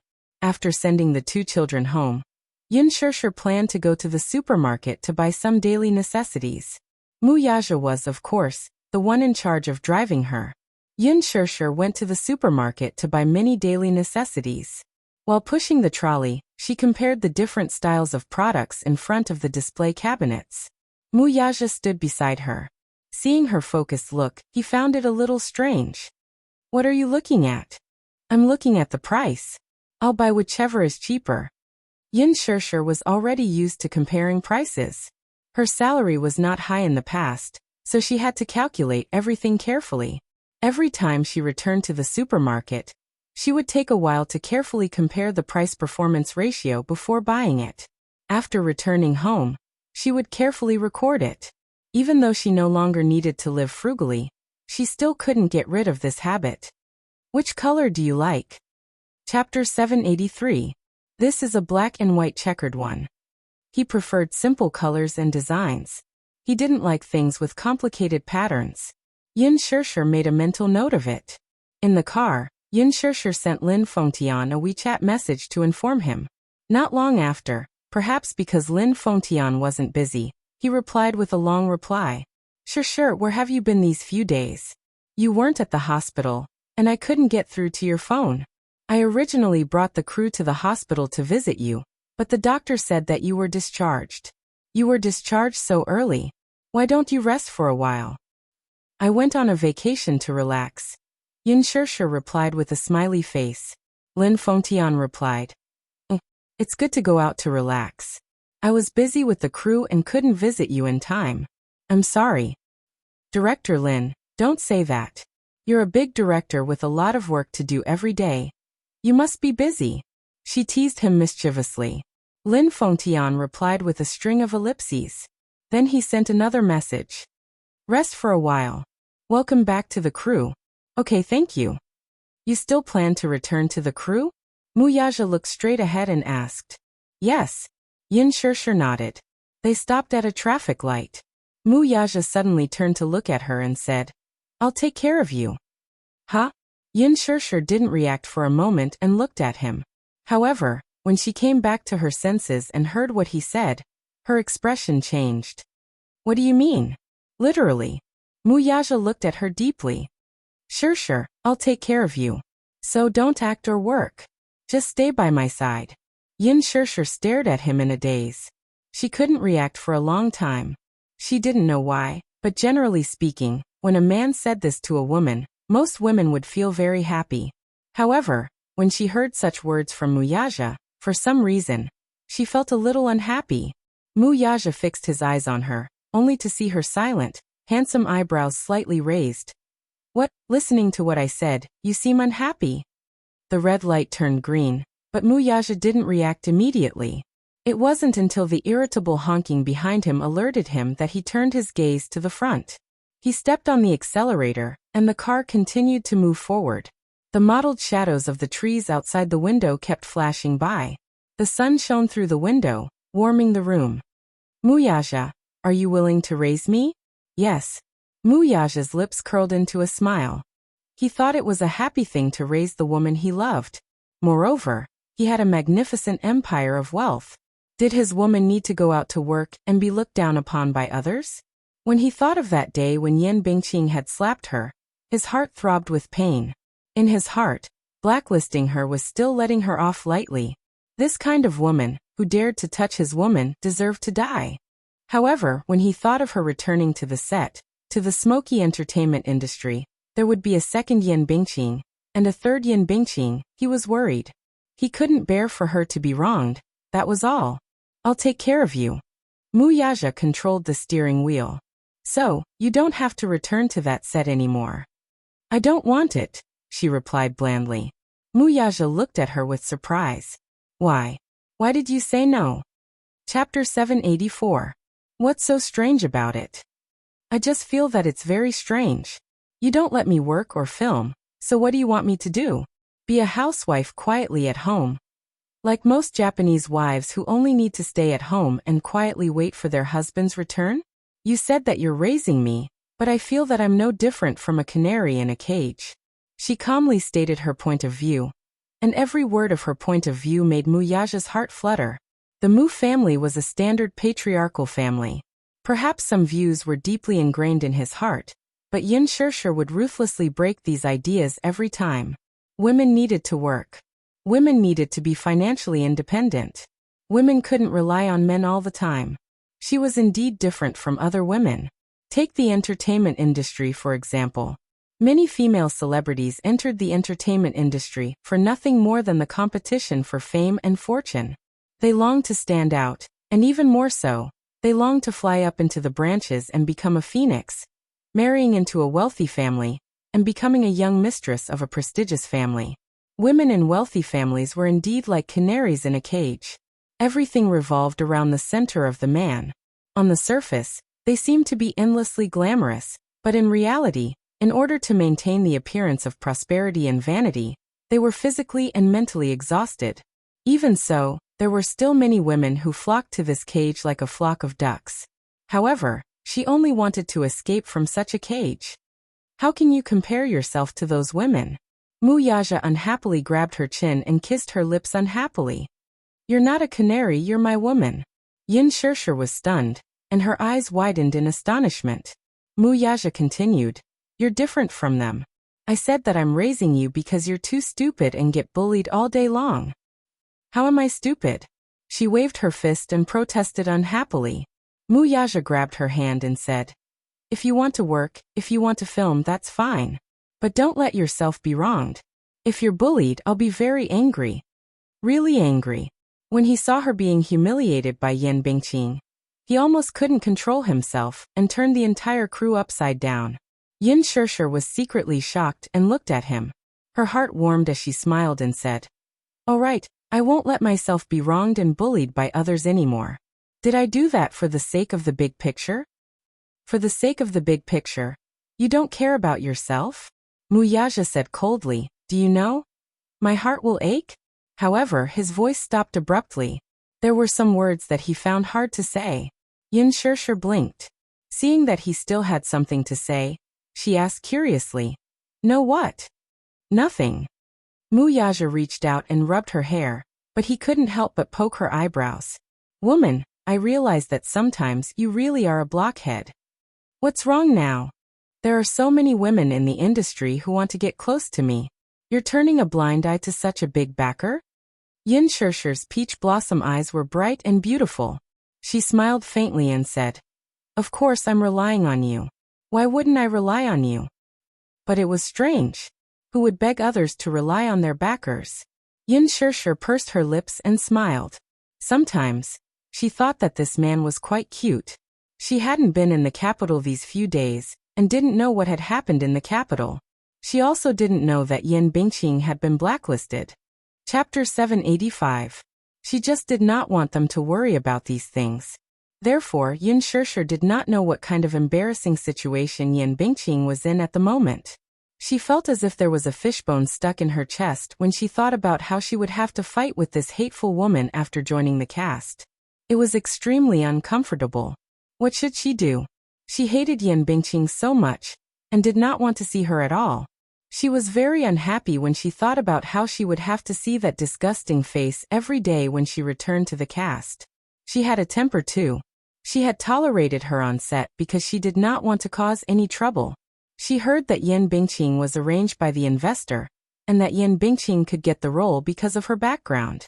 That was why she could do whatever she wanted in the cast. Although Yan Bingqing and her agent had specially come to the hospital to apologize to her, she had also given Yan Bingqing a lot of cold shoulders on the spot because of Mu Yaja's power.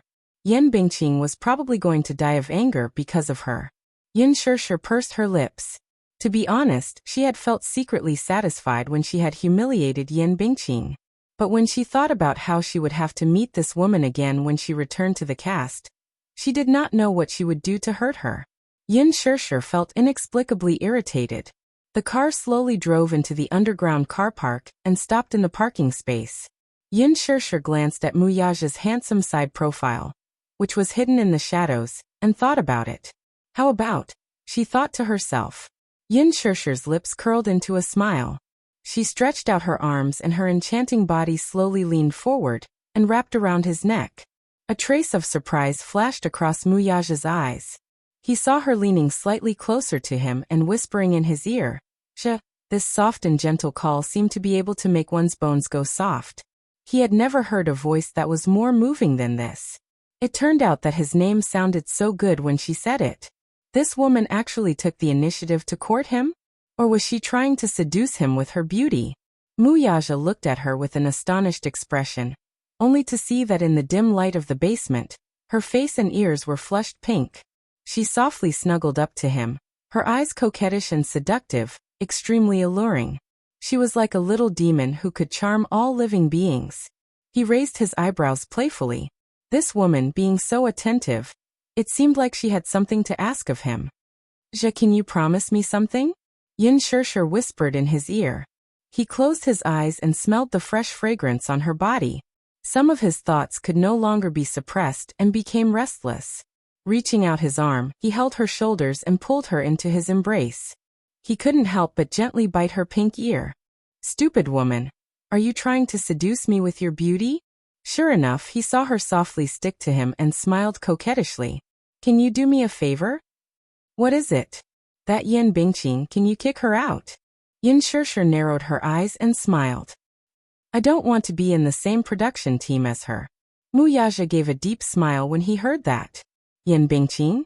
He had already blacklisted her and removed her from the cast of The Green Apple. Moreover, Yan Bingqing's videos had already been cut, and her role would be played by another person. She didn't know about it yet. Did she think that Yan Bingqing was still on the set? Chapter 786. He wanted to hear how this woman would beg him. She rarely asked him to do something for her. Are you afraid of her? Mu Yaja pulled her into his arms, grabbed her chin, and smiled. Not necessarily. That day when Yan Bingqing came to the hospital to apologize to you, you were so fierce with your little mouth. After saying that, he couldn't help but lower his head and gently seal her lips. His pearly white teeth nibbled on her soft lips, and he was a little infatuated with the fresh fragrance between her lips and teeth. For a moment he didn't pay attention to his strength and bit her painfully. Yin Shishir's eyes were tinged with a hint of coquettishness, and she bit him back hard. She pressed her lips tightly against his thin lips, caressed his face, and said slowly in a coquettish tone, "Who's afraid of her? I just think that she's quite disgusting. If she were to play any tricks again, it would be quite annoying. Moreover, her acting skills are so bad. I'm so tired that I'm practically peeling off a layer of water from acting with her. Why don't we just kick this kind of actress out of the production team?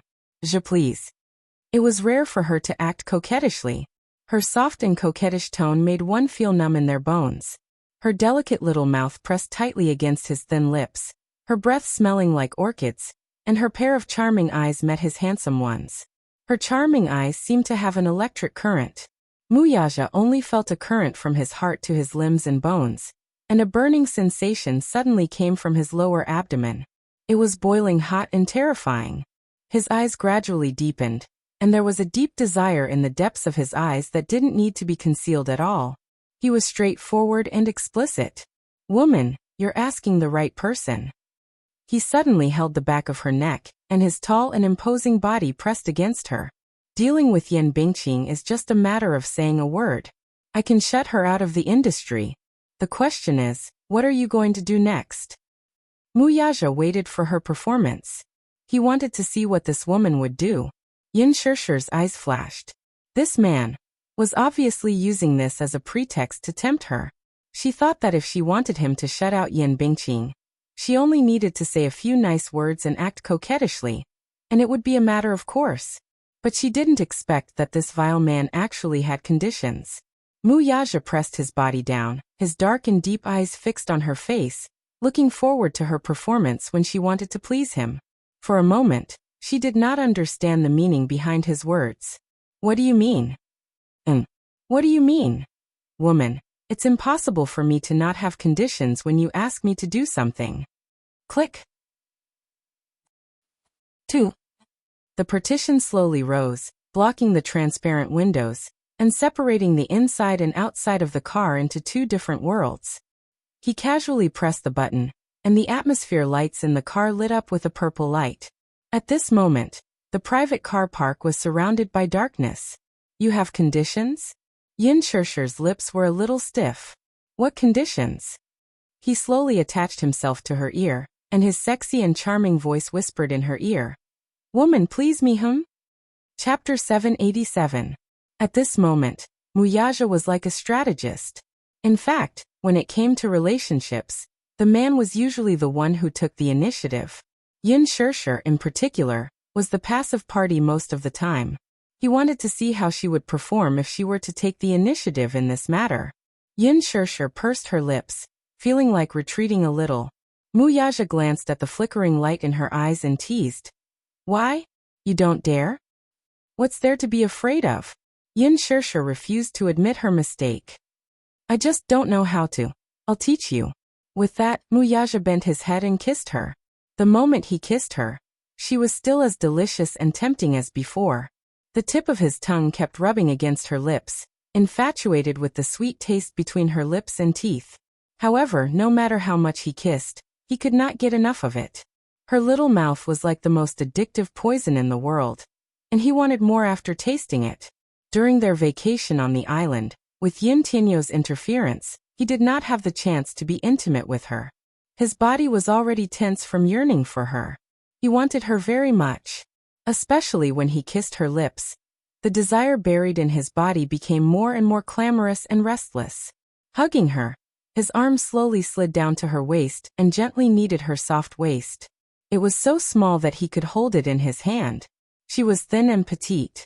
Yin Shishir nestled in his spacious embrace and knew how to respond. The dark desire in her body was also aroused by him, and rippled like a river of spring water. Suddenly, he stopped the kiss and looked up at her with a meaningful gaze. Yin Shishir, who was originally immersed in the endless tenderness of the kiss, stopped abruptly. Have you learned it? He asked in a low voice. Yin Shishir pursed her lips and said somewhat mockingly, Your kissing skills are average. Average? Muyaja's eyes revealed a dangerous look. Are you saying that my kissing skills are average? Don't tell me that you've never kissed any woman before me. Yin Shishir asked with a sly look in her eyes. Muyaja glanced at her, but did not say anything. This stupid woman. How could he admit that he had never had any woman before her? She was his only woman. Yin Shishir slowly caressed his lips, held his face, and gently kissed the corner of his mouth, continuing the kiss that had stopped abruptly. The temperature in the car suddenly rose. She placed her hands on his shoulders and suddenly flipped over to sit on top of him. Her enchanting and coquettish figure intimately pressed against him. Her small hands slowly moved downwards along his chest. Yin Tianyu sat in the study room. During his vacation, his tablet and phone had been confiscated by Muyaja. Once he got home, he switched on his computer. His inbox was flooded with emails. He was browsing through the emails when his phone rang. Yu picked up the call and heard Li Hanlin's voice from the other end. Director Yin. Your call finally got through. I thought you were missing and was so worried that I almost filed a missing person report for you. Yu's lips twitched. I went on vacation with my dearest mommy. Vacation? Li Hanlin was stunned. It was so scary. For the past few days he could not get through to his phone, did not reply to his messages, and did not reply to his emails. It was as if he had disappeared into thin air. I have something to report, Yu said. Chapter 788. Li Hanlin then told him about how Yin Bingqing had been banned from the entertainment industry. Yin Tianyu interrupted him impatiently. You don't have to tell me about this. What does Yin Bingqing have to do with me? Director Yin Bingqing was blacklisted by Huanyu because of Mu Yaja's order, said Li Hanlin. Yin Tianyu's interest was piqued when he brought it up. Why? Because Yin Bingqing bullied a newbie in the production team. She used a scene to slap a newbie 16 times. Bullied a newbie? Yin Tianyu tapped his fingertips on the tabletop and narrowed his eyes dangerously. Yin Bingqing slapped a newbie? An ominous feeling rose in his heart. Sure enough, he heard Li Hanlin's solemn voice say, Rumor has it that the newbie who was slapped 16 times is your mommy. Yin Bingqing slapped her a total of 16 times. I heard that many people present saw it. However, to protect your mommy, Huanyu ordered the production team to keep it a secret, so D***. Yin Tianyu stood up abruptly and walked to the window. He clenched his fists tightly and was filled with hostility. Why didn't you tell me earlier? I only found out about this 2 days ago. I don't pay much attention to entertainment news, so I only found out about it from the media reports 2 days ago. I tried calling you, but I couldn't get through. Li Hanlin's tone was full of guilt. Yin Tianyu bit his knuckles hard. His handsome brows furrowed deeply as he looked out of the window. His pair of clear and bright peach blossom eyes instantly emitted a piercingly cold glint. How could he be so careless? His mommy was injured, yet he only found out about it now. It could not be wrong. That Yin Bingqing must have bullied his mommy a lot in the production team. Mild concussion, subconjunctival hemorrhage, perforated eardrum. In his mind, every frightening word flashed through his mind. He had seen his mommy's medical report.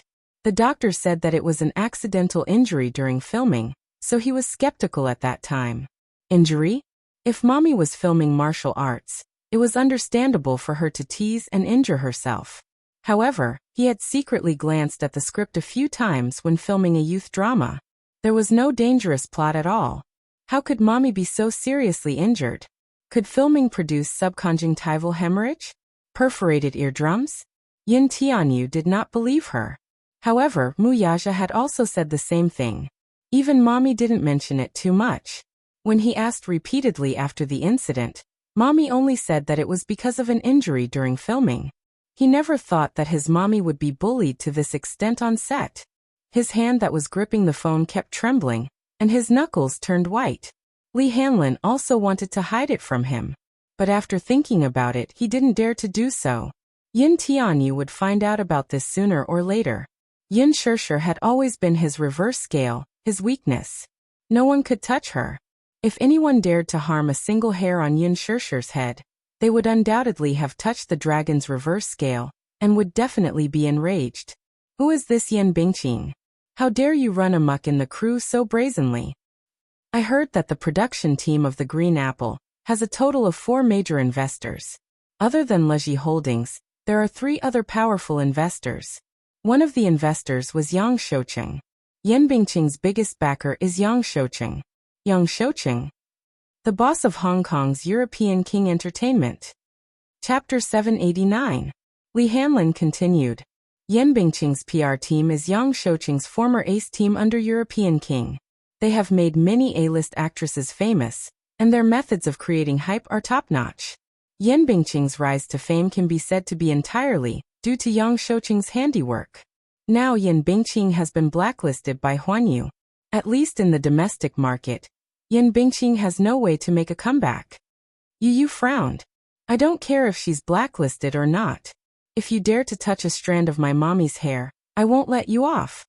After hanging up, Xiao Chen suddenly pushed open the door to the study room with a murderous look. He originally wanted to enter the study room, but as he stood at the door, he heard the conversation between Yin Tianyu and Li Hanlin. He held his breath and was furious when he learned that his mommy had been slapped by someone on set. Yin Tianyu turned around and was shocked to see him. Why didn't you knock before entering my room?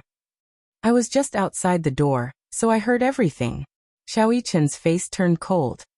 Mommy was bullied on set? Yin Tianyu turned around and coldly said, You don't have to care about this. Why? I'll handle this. No. Someone bullied my mommy. I want to avenge her. Xiao Yichen clenched his fists. Didn't you hear me? You don't have to care about this. Yin Tianyou's lips formed a cold and arrogant line as he coldly retorted. At this moment, his face no longer had the dazzling smile he had displayed in front of Yin Shirshir. Instead, it was cold and unfamiliar. His cold and stern expression made it seem as if his flesh and bones were made of ice and snow. It was frightening. Xiao Yichen was startled. His face turned cold in an instant, and the curve of his lips froze. That's my mommy too. My mommy was bullied. I'm sad too. Why don't you let me care about this? Yin Tianyu frowned and turned around. Just as he was about to flare up, he caught sight of Xiao Yichen's determined expression. Glancing at his flushed face, the words that were about to escape his lips froze in his throat. I can tell you, but you have to keep this a secret from mommy. Xiao Yichen nodded. Okay. Yin Shirshir had just returned home and put the daily necessities she had bought in the storeroom. She called out loudly, "You Xiao Yichen." Not long after, the two little lads pounced on her with bright smiles on their faces, each occupying half of her arms. Yin Shirshir hugged the two glutinous rice balls tightly. Mommy, you're back. Mommy, you kiss kiss. The two little balls fought to be the first to kiss Yin Shirshir's cheeks, ignoring Muyaja who was behind them, as if he was air. Muyaja deeply felt that he was being ignored. Yu suddenly asked suspiciously, Mommy, why are you back so late? Yin Shirshir's face revealed a hint of awkwardness. She subconsciously avoided his suspicious gaze and explained, Mommy went to the supermarket to buy some things. But you've been out for 4 hours. Yu narrowed his eyes, which were full of suspicion. The supermarket is very close to home. It takes less than half an hour to go there and back. It won't take 4 hours at all. Yin Shirshir's face broke out in cold sweat. She was somewhat speechless. Did Mommy secretly do something behind my back? As Yu spoke, he glanced warily at Muyaja behind him. His intuition was so sharp that it made Yin Shirshir blush with shame. This little guy, did he have to be so sensitive? Chapter 790. Yu, Mommy will cook dinner for you guys today, okay? Yin Shirshir smilingly interrupted him to avoid this dangerous topic. Her suggestion was met with Yu's heartless rejection. Mommy, you've just recovered from your injury, so don't go to the kitchen. Besides, the food you cook isn't as good as mine.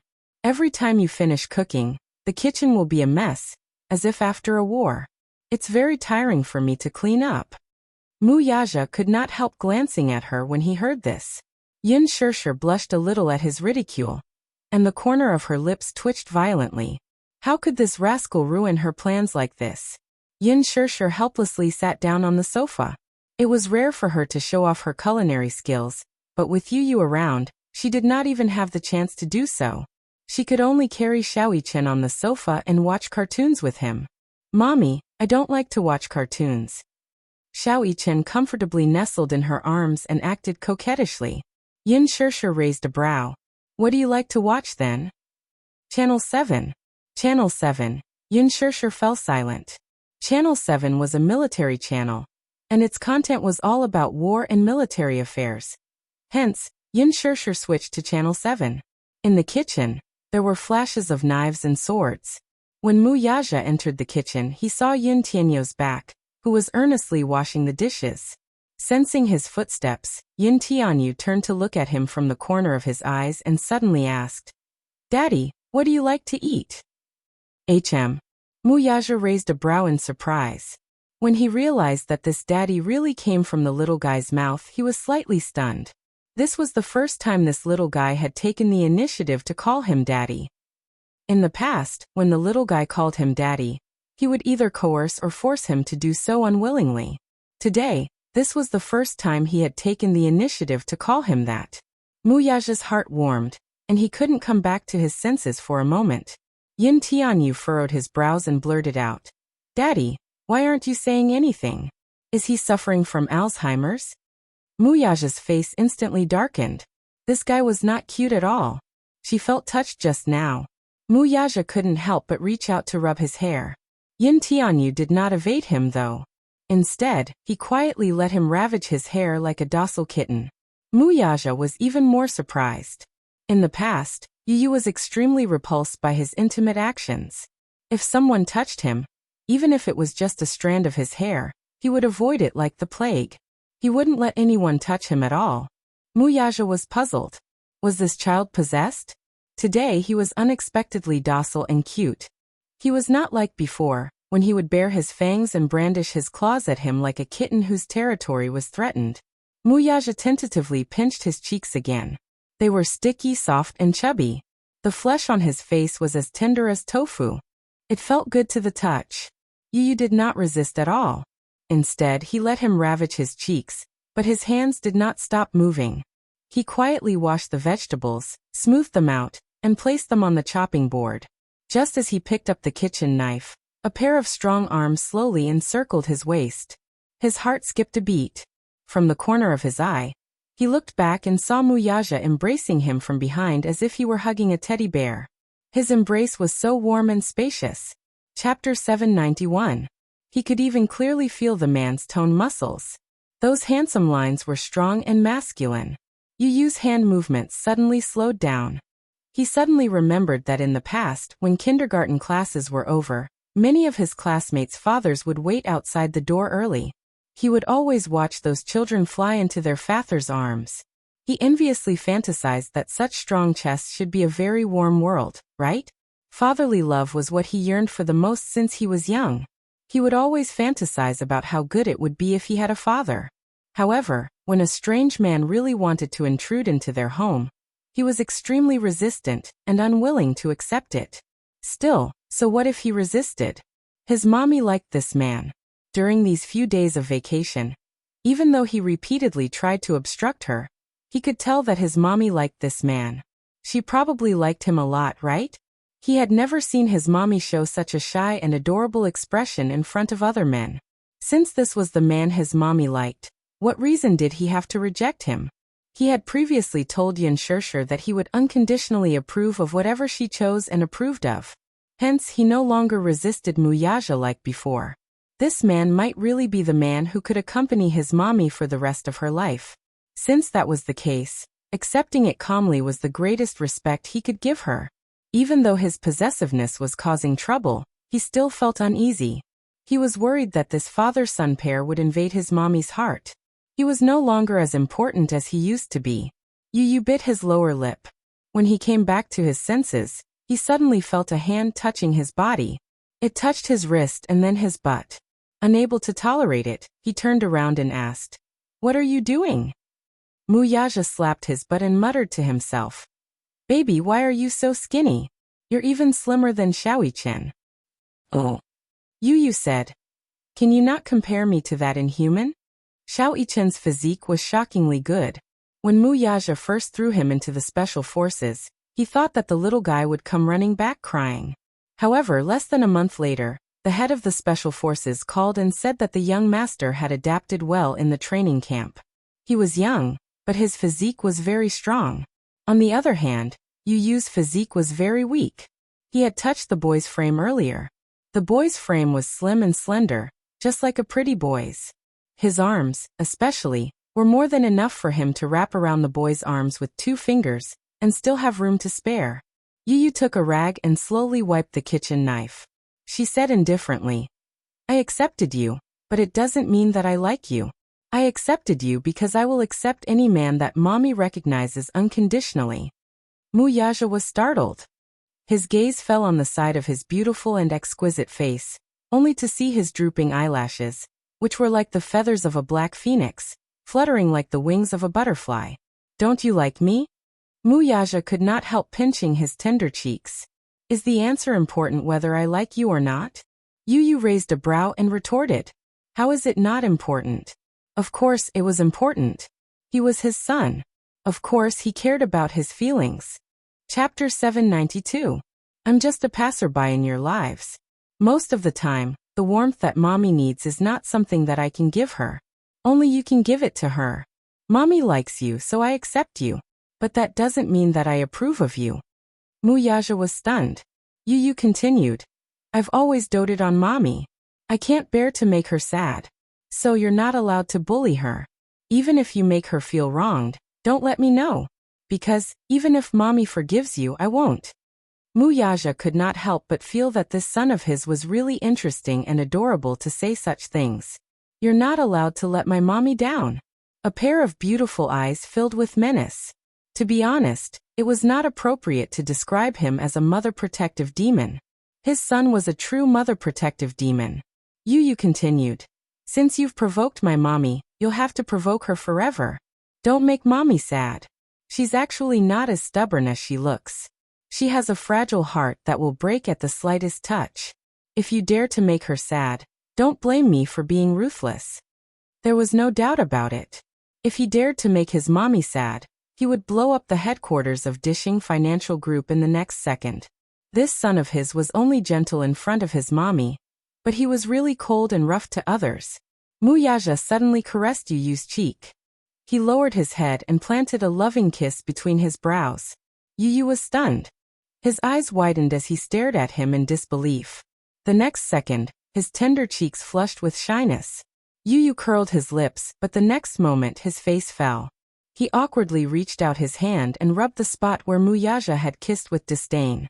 Although his face was full of disdain, his heart was beating wildly. He was nervous and shy. Yu looked up and glared at him shyly. His pink lips were tightly pursed, but his eyes could not hide his yearning for intimacy with him. What a proud boy. How could his darling's personality be so awkward? Sometimes she was quite cute. He reached out and ruffled Yu's hair as he said, "Thank you. Thank you for having such a well-behaved son who had protected her from the beginning to the end for 7 years. For what? Thank you for always protecting mommy. This is what I should do. There's no need to thank me." Yu scoffed. "Oh yeah, what do you like to eat? I'll cook it for you. You're willing to cook for me?" Yu blushed and said coldly, "Why, can't I? I like everything you cook," Wuxia said honestly. In fact, he was extremely picky. However, as long as it was something his son made for him, he would like it. Yu pursed her lips and pondered for a moment. "All right, I'll make sweet and sour pork for you." "Okay." Wuxia turned around and bumped into Yun Shirshir and Xiaoyichen, who were eavesdropping on their conversation at the door. The father and son's lips twitched. Yun Shirshir said coquettishly, "Yu, how dare you give your daddy special treatment behind my and Xiaoyichen's back?" Yu immediately felt wronged. "Mommy, no, I didn't give him." "That's great. Daddy can give us special treatment. We all have special treatment," Xiaoyichen said enviously. Chapter 793. Yu made sweet and sour pork for daddy, but what did he make for mommy? Yun Shirshir teased him. Yu replied cutely, "Yu made mommy's favorite food. Sweet and sour pork is also mommy's favorite. Yu only has mommy in his heart." "All right. I won't tease you anymore." Yun Shirshir did not know whether to laugh or cry. Her precious son was so adorable. Looking at Yun Shirshir's charming smile, Yun Tianyo's heart was filled with contentment. He knew clearly that his mommy was teasing him on purpose. That was because his mommy loved his innocence the most. He unreservedly displayed the side of him that his mommy loved the most. Even if he did not hesitate to act cute. The dim lights on the quiet street made it seem even more deserted. The night gradually turned chilly, and the evening wind blew a chill. Yan Bingqing could not help shrinking her body and quickening her pace. Returning home late from the studio, Yan Bingqing looked dejected as she paced back and forth on the street corner. In the past, when she was alone on the streets, she wished she could be fully armed, wearing sunglasses and a hat, for fear that the paparazzi would tail her and take photos. Now, however, no matter how gorgeously dressed she was, the paparazzi would no longer tail her. Huan Yu's ban was thorough. In the first few days, her scandals were all over the internet.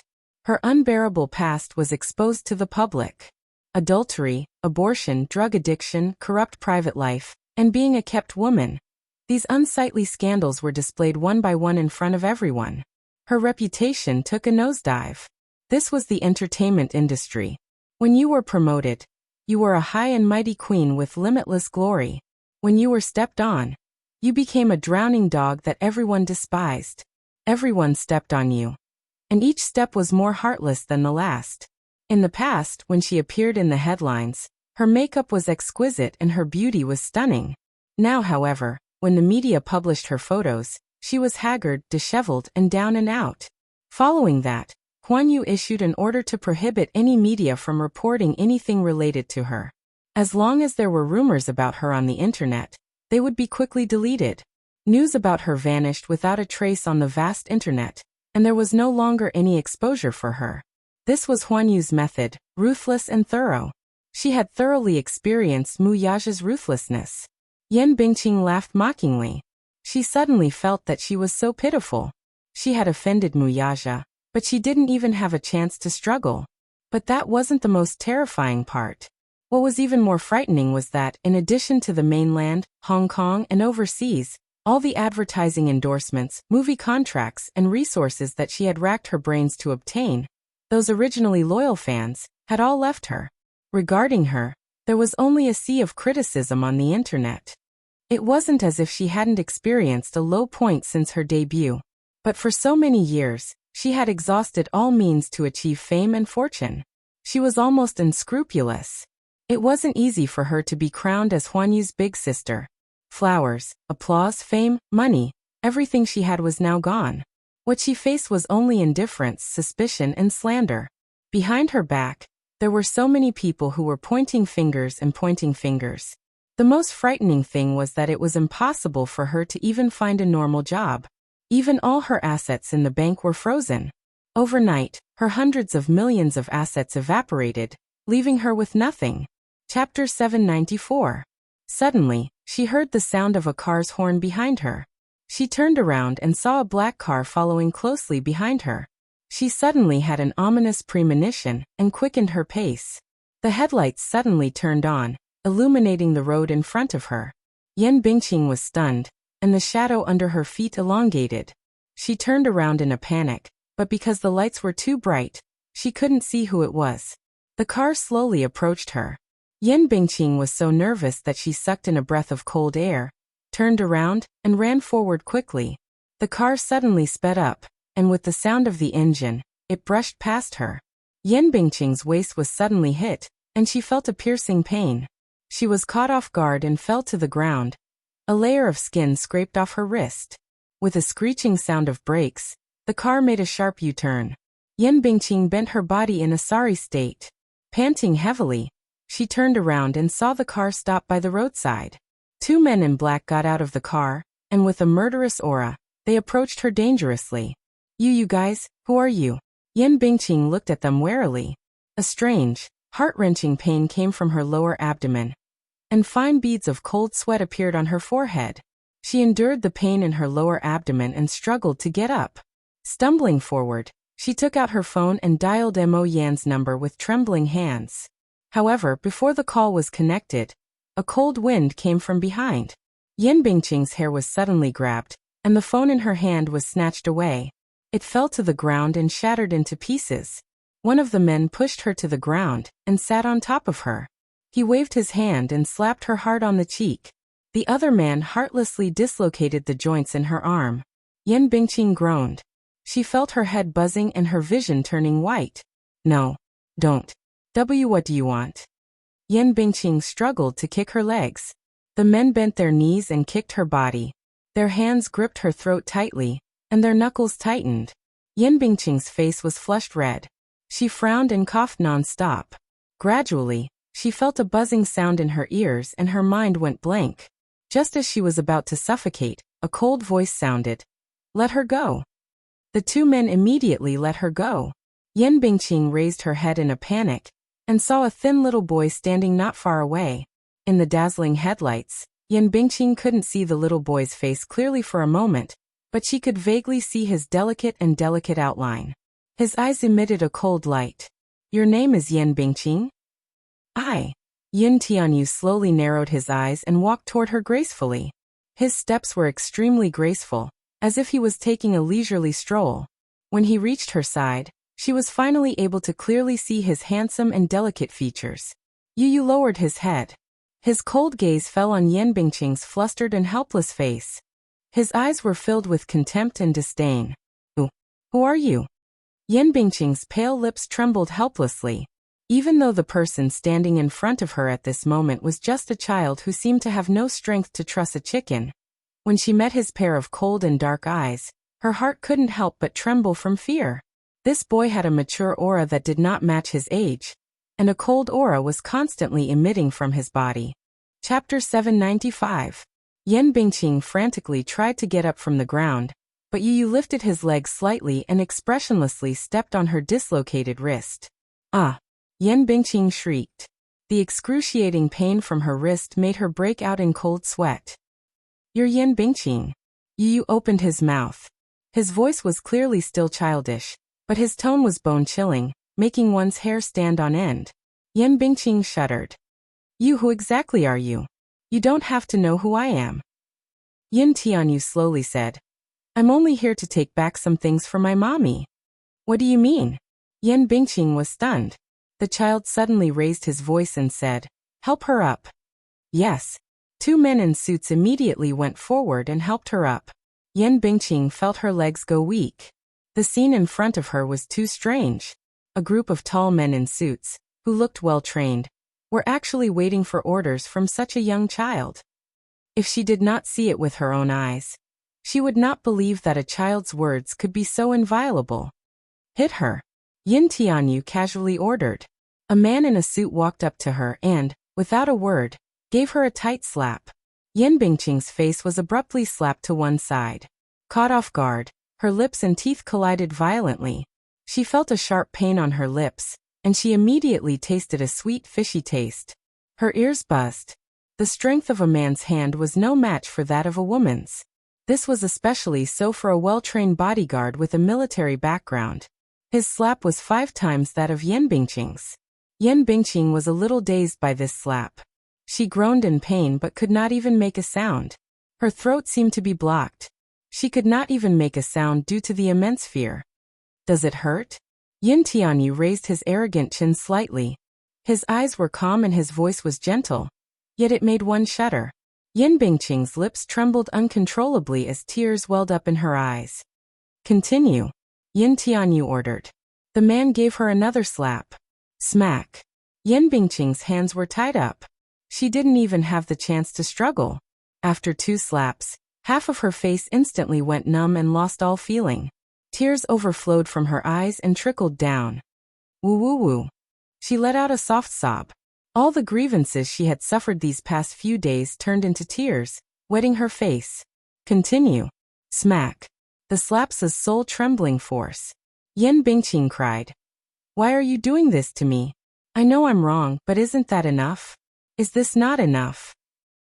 She was already in a desperate situation and had nothing left. Was this punishment enough? Yin Tianyu's eyes were cold as he nonchalantly asked, do you think it's enough? I think it's enough. It's enough. I'm already living a life worse than death. Sob sob sob sob. Yan Bingqing let out a hysterical roar, releasing all the haze in her heart. Yin Tianyu slowly walked to her and sized her up with a cold gaze. I'm not the one who banned you. I'm only here to take back what you owe my mommy. Yan Bingqing was stunned. A total of 16 slaps. Not one less. Your mommy. Yan Bingqing pondered for a moment. Her eyes widened in shock. This child. Chapter 796. In the middle of the night, Mo Yin suddenly received a call from Yan Bingqing. When he saw the caller ID on the screen, he felt inexplicably irritated. He did not know what she was up to this time. Recently, because of Yan Bingqing, half of his hair had turned white. Now that Yan Bingqing was ruined, his career was also ruined. His interests were tied to Yan Bingqing's. They were bound together for good or ill. Now that Yan Bingqing had fallen, he was also banned by Huanyu. It was completely over. It was when he had a splitting headache. Just as he was about to sleep, he was woken up by her call. Full of anger, he picked up the call. Just as he was about to flare up, he heard Yan Bingqing's painful voice from the other end. Mo Yen, save me. Mo Yen sat up in bed in shock. What's wrong? Mo Yen, I think I have a miscarriage. He was so shocked that he was suffocating. He hurriedly hailed a taxi. When he arrived, he saw Yan Bingqing lying weakly in the flower bed. Her lower body was stained with blood, and her blood-stained hand was holding her phone tightly. Her face was lifeless, like a withered flower.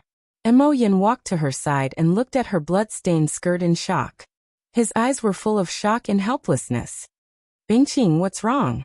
When Mo Yan's gaze landed on her face, he was shocked again. Yan Bingqing's face was swollen from the slap. There was a bloody cut at the corner of her lips, and blood kept oozing out. It was extremely horrifying. He had never seen Yan Bingqing in such a sorry state. Her originally stunning face was no longer lively, and she looked sickly and pale. Your face was hit by someone. Mo Yan, it hurts, my stomach hurts. Yan Bingqing held her stomach and said in a broken voice, Ugh, send me to the hospital. Mo Yan, I think I have a miscarriage. Miscarriage? You're pregnant. Mo Yan's eyes widened in shock, but he did not have time to care so much. He picked her up horizontally and ran to the side of the road. Yan Bingqing said with a pale face, I don't know. I'm pregnant, but I haven't come for 3 months. I might be pregnant. Pregnant? Yan Bingqing, you're really? Mo Yan was so angry that he was speechless. Didn't he tell her to take precautions? Why was she pregnant at such a critical moment? The problem was, she had so many men, and she had to deal with 3 of them. Did she know who the father of this child was? Mo, what should I do? Now that I'm like this, I might as well just die. Yan Bingqing was completely disheartened. Her current appearance made her wish she was dead. Her hatred for Yun Shishir had seeped deep into her bones.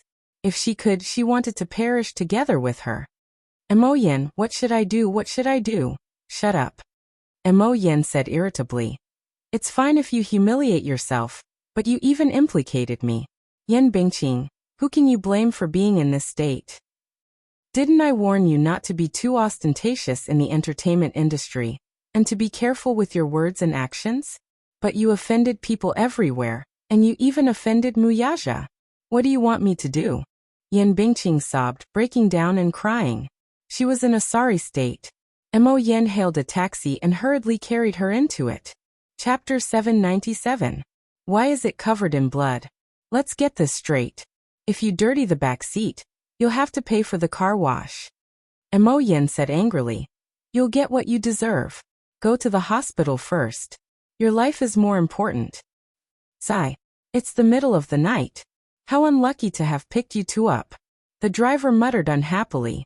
If not for the fact that he would be reported for refusing to pick them up, he would have chased them out of the car. He was unlucky. Mo Yan was so angry that his face turned green. Now that they were in dire straits, even a lowly driver dared to look down on them. The taxi dropped them off at the hospital. Mo Yan threw 100 yuan note and hurriedly carried Yan Bingqing to the emergency room. Yan Bingqing had already fainted. The doctor also recognized Yan Bingqing and did a simple checkup for her. With a cold face he said, the patient has miscarried and the child can't be saved. She needs a curettage operation. Are you her family member? No. The operation needs a family member's signature. Her family members are not in the capital. How can they sign it? Let me do it. Mo Yan signed. Before entering the emergency room, Yan Bingqing suddenly woke up. She found out from Mo Yan that she was indeed pregnant, but the child could not be kept and needed a curettage operation. She immediately grabbed his clothes tightly. Mo Yan was stunned and asked unhappily, What's wrong now, my dear lady? Call Yang Shouqing and tell him that I'm pregnant with his child. Yan Bingqing said word by word. Mo Yan was shocked. His mind turned 1,000 times, but he quickly understood the meaning of her words and immediately called Yang Shouqing. Yang Shouqing was negotiating a business deal at a private club when he received Mo Yan's call. He was shocked to learn that Yan Bingqing was pregnant and had an accidental miscarriage. When he learned that Yan Bingqing was pregnant with his child, Old Master Yang was even more shocked and immediately rushed to the hospital. When Yang Shouqing was young, he was also a playboy who played with many female stars. Yan Bingqing was just one of the many mistresses he kept. However, Yang Shouqing was deeply attached to Yan Bingqing. He doted on her and used all the resources he had on her. The reason why Yan Bingqing was able to become Huanyu's #1 sister was all because of him. Without Yang Shouqing, Yan Bingqing was nothing. The reason why Yang Shouqing liked Yan Bingqing so much was because of her beauty, which completely catered to his taste. Looking at the entertainment industry, there were very few who could compete with Yan Bingqing in terms of beauty. Not long after Yan Bingqing debuted, he had been her sugar daddy. In the end, he actually developed feelings for Yan Bingqing. Hence, Yang Shouqing did not hesitate to throw a lot of resources on her to make her famous. Now, when he learned that Yan Bingqing was pregnant with his child, Yang Shouqing was happy. He had no children in his life, only 2 daughters. After his first wife passed away, he did not remarry. When he learned that Yan Bingqing was pregnant with his child and had an accidental miscarriage, he lost his mind and rushed to the hospital immediately. Yan Bingqing had just finished a curettage operation and was pushed into the ward when Yang Shouqing rushed over. He learned from the doctor that Yan Bingqing was pregnant with a boy. Unfortunately, she could not save the child and had a miscarriage. Yang Shouqing was even more devastated. When Yan Bingqing woke up, she saw Yang Shouqing guarding her bed. Seeing that she was awake, he looked anxious. Bingqing, are you feeling better? Brother Chung. I'm sorry. I couldn't save your child. Yan Bingqing burst into tears. Chapter 798. Yang Shouqing felt as if a knife was being twisted in his heart. You just had an operation. Don't be so agitated. Don't cry. Seeing the pain and helplessness on his face, Yan Bingqing was even more certain that Yang Shouqing was the only person she could cling on to at this moment. Therefore, she immediately put on a pained expression and cried, Brother Chung, I didn't know I was pregnant. If I knew I was pregnant with your child, I would have been very, very careful. But what should I do? The baby has been miscarried. Brother Chung, our child is gone. Sob, sob, sob. If it hadn't been miscarried, I would have thought of quitting the entertainment industry, giving birth to the child, and raising it well. I heard from the doctor that the child has already taken shape. It's a boy. Yan Bingqing was weeping so hard that her beautiful and haggard face was extremely pale. However, what she said tugged at his heartstrings. How could Yang Shouqing bear to see her in such a miserable state? He couldn't help but hug her and hold her in his arms. His rough hands kept stroking her back gently. When he heard that she was willing to give birth to the child, raise it, and even quit the entertainment industry for his sake, Yang Shouqing's heart was even more touched. He felt even more heartache for her. Mo Yan, who was standing by the side, was expressionless. However, he snorted in his heart. Sometimes people were really strange things. Especially this Yan Bingqing. When she was filming, she was expressionless and had no acting skills to speak of. However, at this moment, she was acting quite well. She even said that she would quit the entertainment industry for the sake of giving birth to her child with Yang Shouqing. Was that possible? Yan Bingqing valued fame and fortune so much. If not for the fact that she was in dire straits now, she might have secretly aborted the child. Moreover, if she said that the child was Yang Shouqing's, was it really Yang Shouqing's? Only Yang Shouqing, who doted on and trusted Yan Bingqing unconditionally, would believe her. The reason why Yan Bingqing said these words now was nothing more than to cater to Yang Shouqing's fancy and place all her last hopes on him. However, only Yan Bingqing could do such a thing and play such a trick. Yang Shouqing really fell for it. He asked with concern, I've been in Hong Kong for the past few days and only returned to the mainland a few days ago. I heard that you offended the higher-ups of Huanyu and were banned. I couldn't find you. What happened?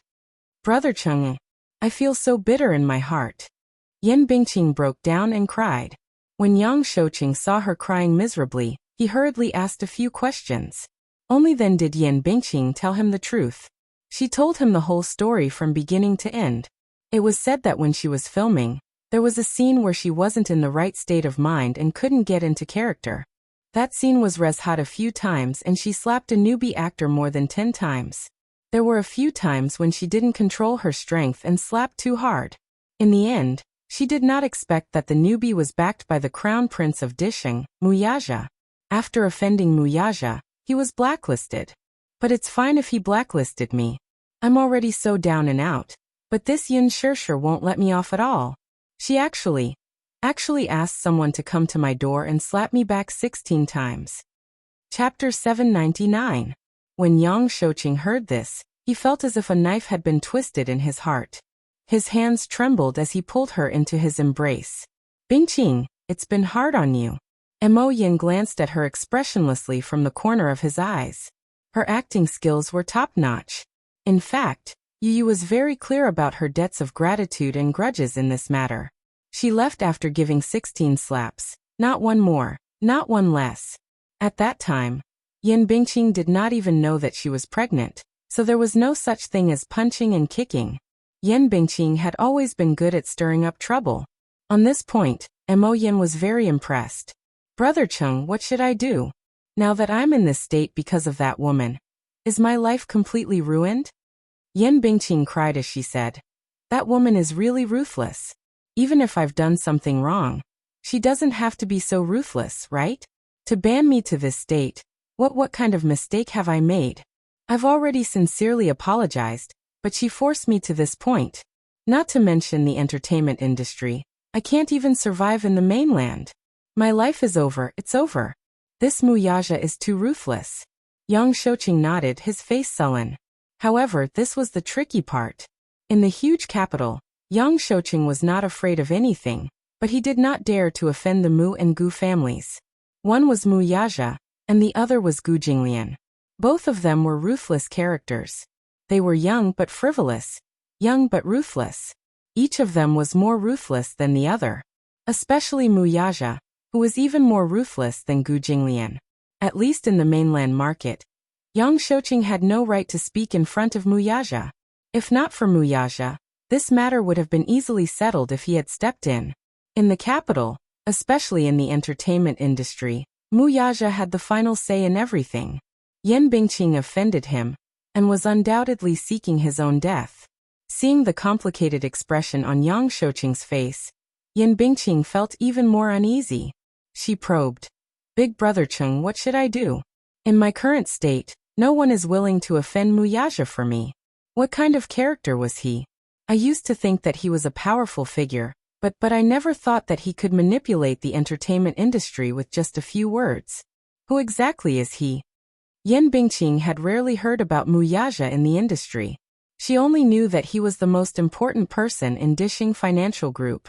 Therefore, as the controlling shareholder of Huanyu Entertainment, one word from him could turn the entertainment industry upside down. Yang Shouqing looked a little troubled. Bingqing, it's not that I don't want to stand up for you. It's just as you said, this Muyaja is a powerful figure. I don't dare to offend him. Hearing what he said, Yin Bingqing's heart thumped. Then, her face turned ashen and she fell into endless despair.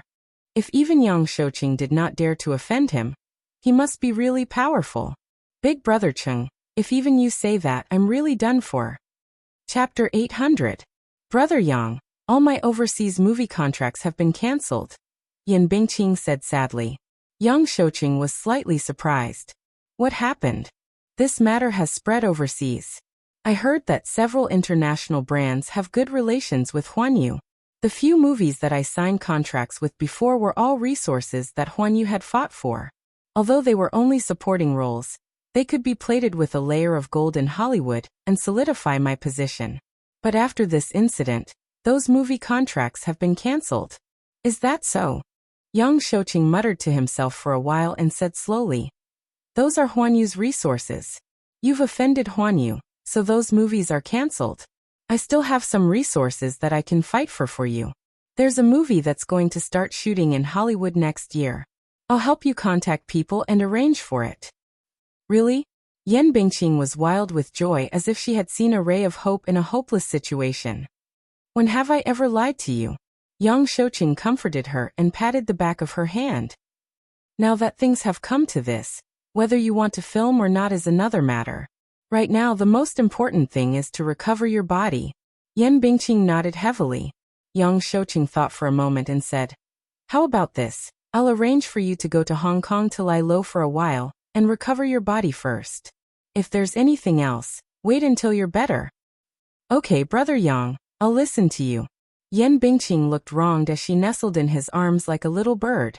Yang Shouqing patted her back that was trembling because of her sobbing and suddenly asked curiously, so this matter is all because of that newcomer? Yeah. Who's that newcomer? She's quite famous. Yang Shouqing asked. Yan Bingqing's face immediately raised with a sinister expression. She gritted her teeth and said, "That woman's name is Yin Shirshir. I feel like she has quite a background." Yin Shirshir? Yang Shouqing came to a sudden realization. Who exactly was this woman? His old face suddenly twitched. He looked down at his 3 severed fingers and recalled Gu Xing's cold words. "I'm warning you, don't even think about touching Yin Shirshir." Yin Shirshir, that woman? The woman who caused him to lose 3 of his fingers. This Yin Shirshir had quite the background. However, women in the entertainment industry would only gain power for a short while. Wait until she falls, see how he's going to kill her. Yang Shouqing thought angrily and said to Yan Bingqing, "Enough. I know. Don't worry. I won't let this woman off so easily. I'll definitely get justice for you." When Yan Bingqing heard this, she was overjoyed and cried out in surprise. "Brother Cheng, you really love me. I love you." Yan Bingqing kissed his lips.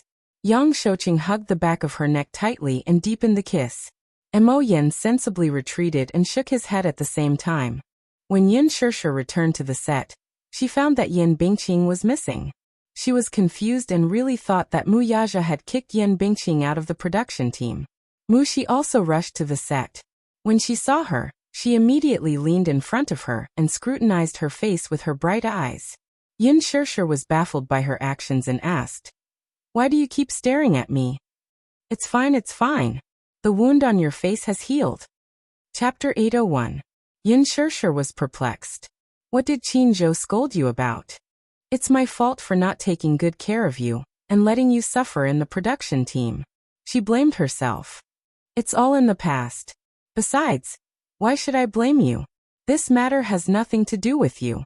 She was moved to tears. "Shirshir, you're so nice. You're always so considerate of me." Yin Shirshir patted her head. "All right. Aren't I all better now?" Yes. She quickly nodded and wiped away her tears. "That Yan Bingqing deserves to be blacklisted. She bullied you. She got what she deserved." "Blacklisted?" Yin Shirshir was stunned. "Yes. Yan Bingqing has been blacklisted. The production team has removed her name from the cast." Her assistant looked at her strangely. You don't know about this?" Yin Shirshir shook her head blankly. "I don't know. She's been blacklisted?" "Yes. Huan Yu's higher-ups gave the order and created a lot of articles to slander her online. Not only did the production team kick her out, but they also terminated all her endorsements and movie contracts. Her reputation is so bad that it's even overseas. Anyway, she has no chance to make a comeback." "Shirshir, isn't this considered as a blessing in disguise?" After she was removed from the production team, the director was so happy that he didn't give her any attitude these past few days. Yin Shirshir frowned slightly. "I'm not in the country these past few days, so I don't know about this." Her assistant asked, "That's right. Where have you been these past few days?" "We lost contact for a few days, and Mr. Qin Zhou kept talking about you." "Oh, I went on vacation to recuperate." "Sigh. What a pity. You missed the biggest show of the year. You didn't see how Yan Bingqing was torn apart those few nights. She's so pitiful. Even I pity her. Still, a pitiful person must have something hateful about her. She deserves it." Her assistant said indignantly. "I still think that it's not thorough enough. You should let her apologize to you in public. Only then can you vent your anger." Hearing what she said, Yin Shirshir suddenly realized that she seemed to have been tricked by Mu Yaja. Banning Yan Bingqing? Needless to say, this was definitely Mu Yaja's doing. He was the only one who could turn the entertainment industry upside down. Did he ban Yan Bingqing a long time ago? That day, she had been kept in the dark from the beginning to the end. She had even begged him to remove Yan Bingqing from the list. He even shamelessly offered such a condition. She actually fell for it. Damn it, how could this Mu Yaja be so black-bellied? Yin Shirshir blushed. Then Yan Bingqing has been removed from the cast. Who will play her role? Mu Shi opened her mouth and was about to answer when a voice sounded behind her. Yin Shirshir. Yin Shirshir. She turned around and saw a beautifully dressed woman with exquisite makeup slowly walking toward her. She was a little surprised. While she was in a daze, the woman was already in front of her. With a smile, she extended her hand to her. Hello, I'm Lu Jingtian. You can call me Jingtian. Lu Jingtian? This face seems a little familiar. However, she really could not remember where she had seen it before. Yin Shishir shook her outstretched hand. Hello, I'm Jingtian. I've just joined the cast to play Lin Hina. I'll be in your care in the future. Lu Jingtian smiled sweetly with a friendly look in her eyes. Mushi suddenly stood at the side, not daring to speak. Chapter 802. Hehe. You're really interesting. Lu Jingtian chuckled, but then she suddenly blurted out something that made no sense. With that, she turned around and left. Yin Shishir was even more confused. What a weirdo. Mushi, this Lu Jingtian's words are quite strange. She gave off a feeling of superiority and arrogance. She was like a rich missy from the upper class. Yet she pretended to be calm, which made it seem very deliberate. Mushi's expression changed, and she hurriedly pulled her to the side. Shishir, don't spout nonsense.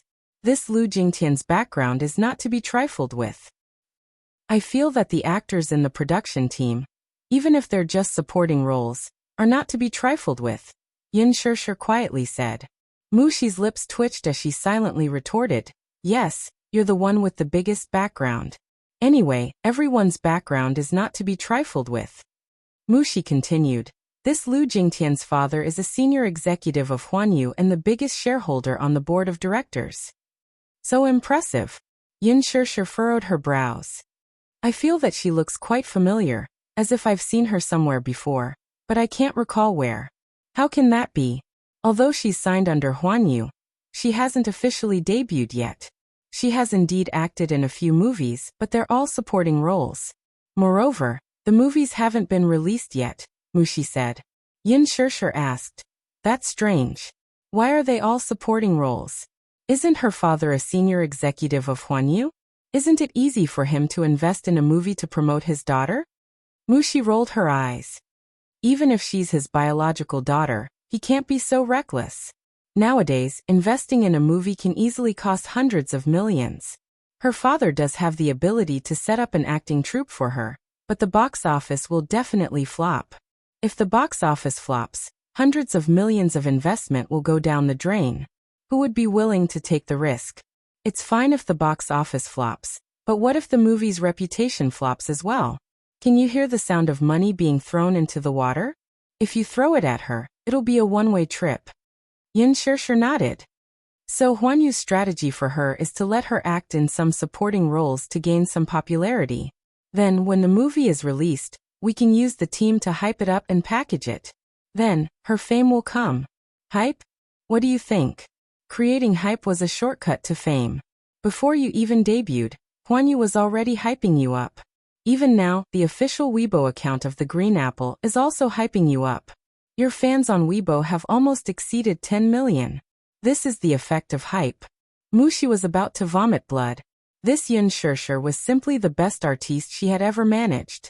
Other artists only cared about how to increase their fame, but she only cared about how to act well. One had to know that she was now in a gold medal production team. Everything was in her favor. It could be said that it was the best time to create hype. Her reputation online couldn't be any better. Many people were very supportive of her role as Yin Xiachuan, and were willing to support her. What's more, everyone in the crew was a topic of conversation. Yang Mi, Li Jiuxian, and Gu Xingze. Which one of them wasn't the hottest idol in the world? Even if she uploaded a selfie with Gu Xingze on Weibo, it would still be a hot topic and gain popularity.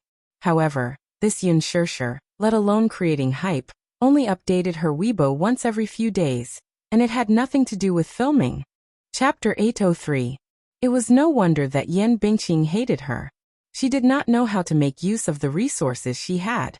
How are we going to hype her up? Yin Shishir was curious about how Huanyu was going to promote her. I heard that Huanyu wanted to use Gu Xingze's fame to hype her up, but Gu Xingze didn't agree to it. Why didn't he agree to it? Gu Xingze's fame was at its peak. As long as he used Lu Jingtian to gain some popularity, she would become famous. Do you think everyone is like you? Back then, Huanyu used Gu Xingze to hype you up, and Gu Xingze was actually willing to cooperate. Xingze is really strange. He's willing to use his fame to promote you, but not Lu Jingtian. I don't understand him. Her assistant had a strange look on her face. Yin Shishir was stunned. When she had just debuted, Huan Yu had used Gu Xingze's popularity to promote her. The outside world had speculated that she and Gu Xingze had a close relationship, and they were even rumored to be lovers. Hence, at the movie's opening ceremony, the reporter's series of questions about this issue caught her off guard. Xingze has never liked being hyped up. Shishir, you may be the only exception. In order to promote Lu Jingtian, Huan Yu threatened and enticed him. They even offered him 0.1% of their shares, but he didn't agree. It's said that Huan Yu had originally planned a script to promote Lu Jingtian as Gu Xingze's rumored girlfriend, but Gu Xingze refused and didn't give them any leeway. Her assistant continued. At Huan Yu's annual gala, Huan Yu had originally arranged a female companion for Xingze, and that was Lu Jingtian. In the end, Gu Xingze invited you to be his female companion. Only Gu Xingze would dare to do so. Huan Yu didn't dare to do anything to him. After all, Xingze is now one of Huan Yu's shareholders. With his status, Huan Yu wouldn't dare to act rashly if he didn't agree. Yin Shishir was stunned. At that gala, Xingze's female companion was originally Lu Jingtian? Yes. Xingze had initially agreed to it, but he ended up inviting her instead. Lu Jingtian was almost angered to death when he suddenly kicked her out. In a hurry, she had no choice but to rush to the gala alone. The topic is gone, and so is the buzz. That day, you were in the limelight as Gu Xingze's female companion. Don't be fooled by her courteous attitude toward you earlier. Who knows if she hates you deep down? Thank you for reminding me. Yin Shishir was halfway through her words when she suddenly realized something. It suddenly dawned on her why she found the other woman so familiar when she saw her earlier. At the mention of the gala, she recalled that Lu Jingtian was the woman who had tried to trip her up at the gala. He did not recognize her because her makeup was different from the day of the gala. On the day of the banquet, she was dressed extravagantly and wore heavy makeup. Today's makeup was more plain, so he couldn't recognize her immediately. Yin Shishir silently complained in her heart. This level of makeup was not much different from plastic surgery. It was no wonder she couldn't recognize her. It was as if she had changed her face. Makeup was indeed one of the sorcery. It could change a woman's appearance completely. Looking at Lu Jingtian now, she was no longer as stunning as she had been at the gala. Her facial features were neither beautiful nor exquisite, and neither did they stand out. She wondered what she looked like without her makeup. Yin Shishir carefully thought about it. It was no wonder that Lu Jingtian looked at her as if she had seen her enemy that day. It turned out that she had snatched her resources. Chapter 804. Thinking back on the smile that Lu Jingtian had given her earlier, she felt that it was really hypocritical. I haven't been in the industry for long, yet I've already made a lot of enemies. Am I that unpopular? Yin Shishir asked self-deprecatingly. Her assistant smiled. Shishir, you have to adjust your mentality. Having a lot of enemies only means that you're popular. People are jealous of you, so they target you. If you're unknown and not famous, who will take you seriously? Those who see you as a thorn in their flesh are all jealous of your resources. You can be considered a clearstream in the industry. Yin Shishir was stunned. This industry is really complicated. It is, her assistant said. How many true friends do you think there are in this industry? The industry is so big, and there are only so many resources. Many of them are sneaky people who are fighting for fame and fortune. You must be more careful in the future. Even if you have a strong background, sometimes, you'll be in trouble if those people catch a little pain and use public opinion to attack you. Water can carry a boat, but it can also capsize it. You must maintain your image in front of your fans. Her assistant's advice was very pertinent. Yin Shishir heard it in her heart and smiled. Thank you, Mushi. Sighed Shishir, you really don't know how lucky you are. If you don't have Huan Yu supporting you, how can a newbie like you win against Yin Bingqing? Yin Shishir said sincerely. To be honest, I don't have much ambition. Acting is just a hobby of mine. I've never thought of fighting for fame and fortune. It's just because I like it. I just see acting as an ordinary job and a way of life. Isn't it a little inconsiderate of you to meet someone like me who has no ambition? It's quite inconsiderate, her assistant said truthfully, hitting her sore spot. Yin Shishir's lips twitched. Do you have to be so blunt? Her assistant smiled. To be honest, if these words came out of someone else's mouth, it would sound very pretentious and pompous. Which person who entered this industry did not come for fame and fortune? Even if it was by accident at the beginning, after entering this circle and being influenced by others, it was difficult for him to maintain his original heart. However, when it came from Yin Shishir's mouth, it sounded very pure. If many artists had such unique resources like hers, they would have used all means to create hype. But Yin Shishir really treated acting as a job. But this circle is not an ordinary one. You have to be careful. Over the next few days, after Lu Jingtian joined the production team, her main task was to catch up on Yan Bingqing's scenes. Previously, Yan Bingqing acted as Lin Hana's character. After that incident, Yan Bingqing was banned and removed from the cast. Those scenes had to be res hot. There were many scenes where Yin Shishir and Lin Hana had to be filmed together. Lin Fengtian kept the close-up shots of Yin Shishir, but the other scenes had to be res hot. It had only been a few days since Lu Jingtian joined the production team. In the past, the production team had always been careful around this young Missy, who was born in Huanyu's top management. Lu Jingtian was famous for her temper, which was not much better than Yan Bingqing's. In the past, when she was filming in another production team, she would often vent her anger on the production team whenever she had a disagreement.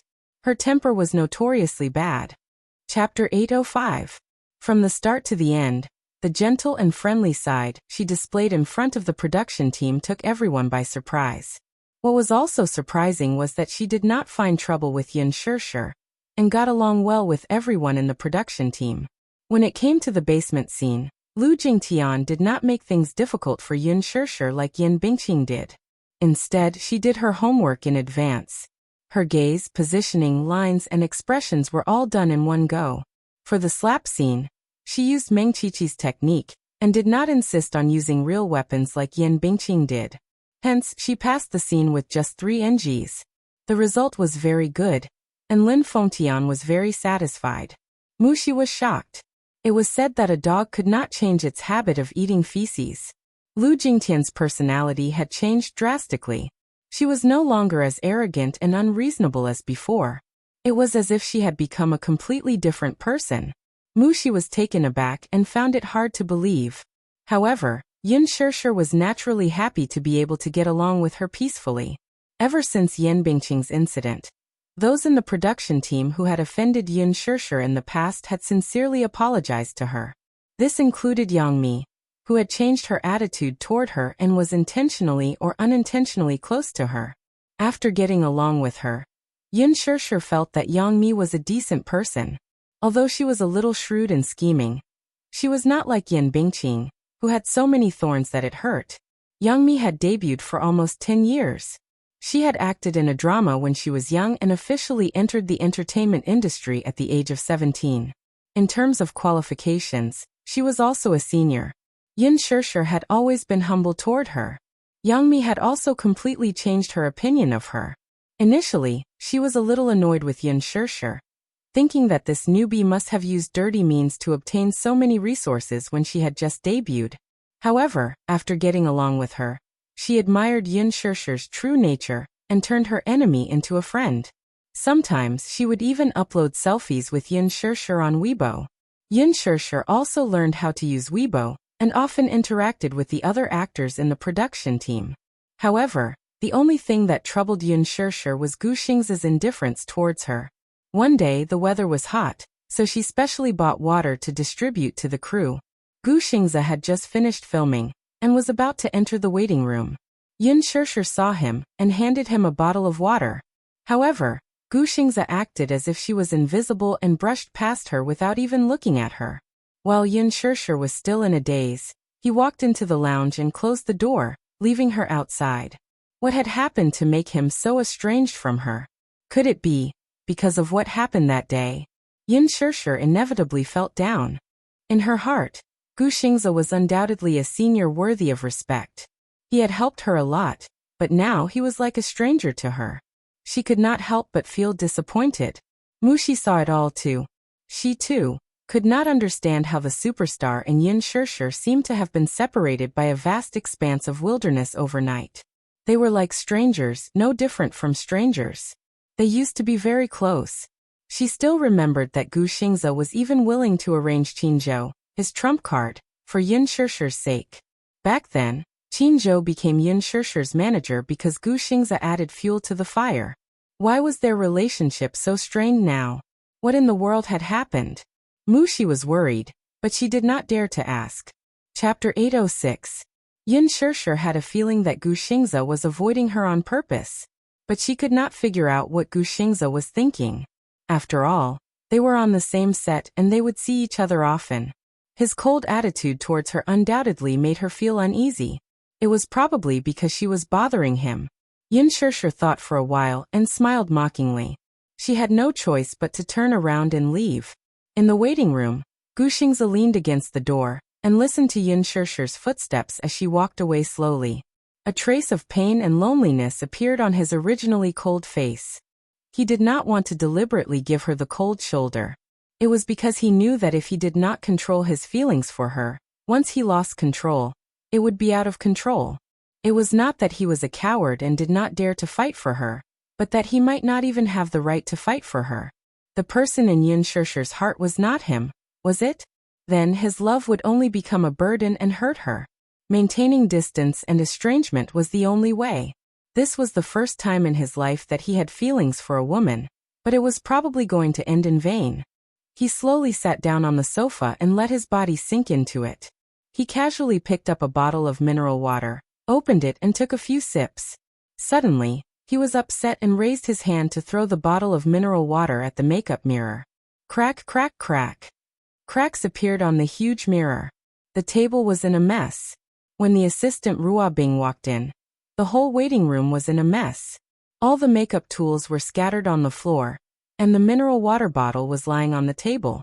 Water kept dripping onto the floor. She was shocked and looked around. Soon, she saw a person huddled up in the corner. Gu Xingze was rubbing his hair, and his face was buried in the shadows. His hair covered his forehead and his expression could not be seen clearly. However, he looked lifeless. Ruo Bing was shocked.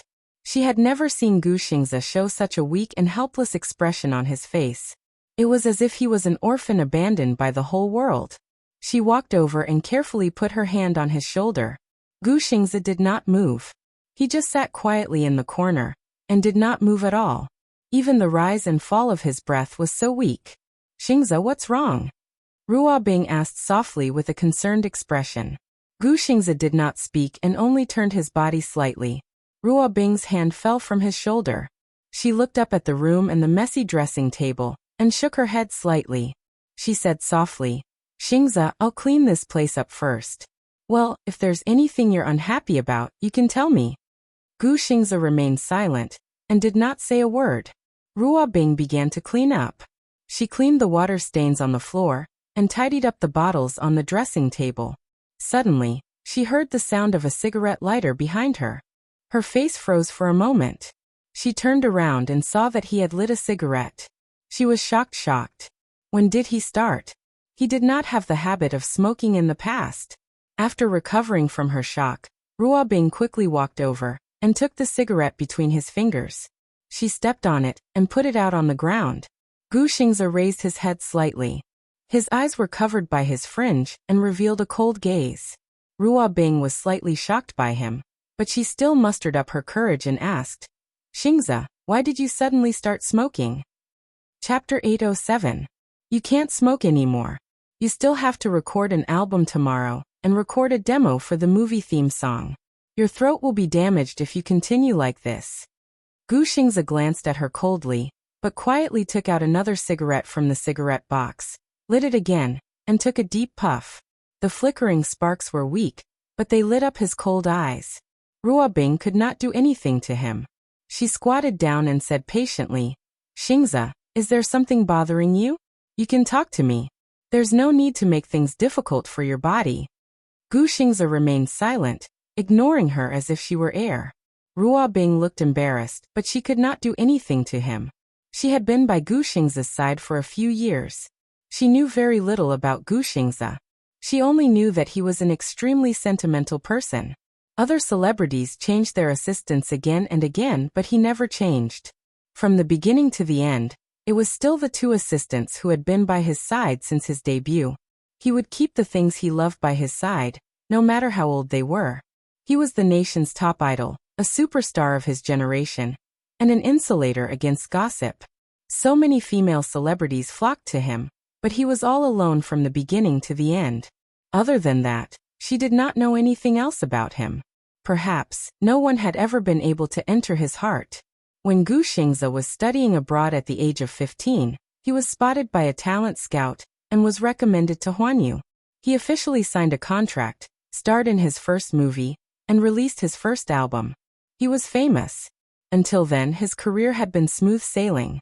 But on the surface, aside from the limelight, Gu Xingze only gave people a feeling. Lonely. Yes, lonely. Other than Qin Zhou, there was probably no one who could really get close to him. It probably had something to do with his childhood. It was said that he was the illegitimate son of the Gu family in the capital. When he was young, his mother died early.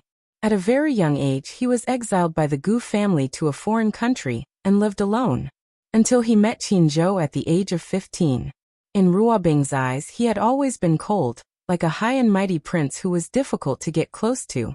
However, this was also the first time she had seen him lose control like this. For a moment, she couldn't do anything to him. Xingze, you still have a scene in the afternoon. Are you okay in this state?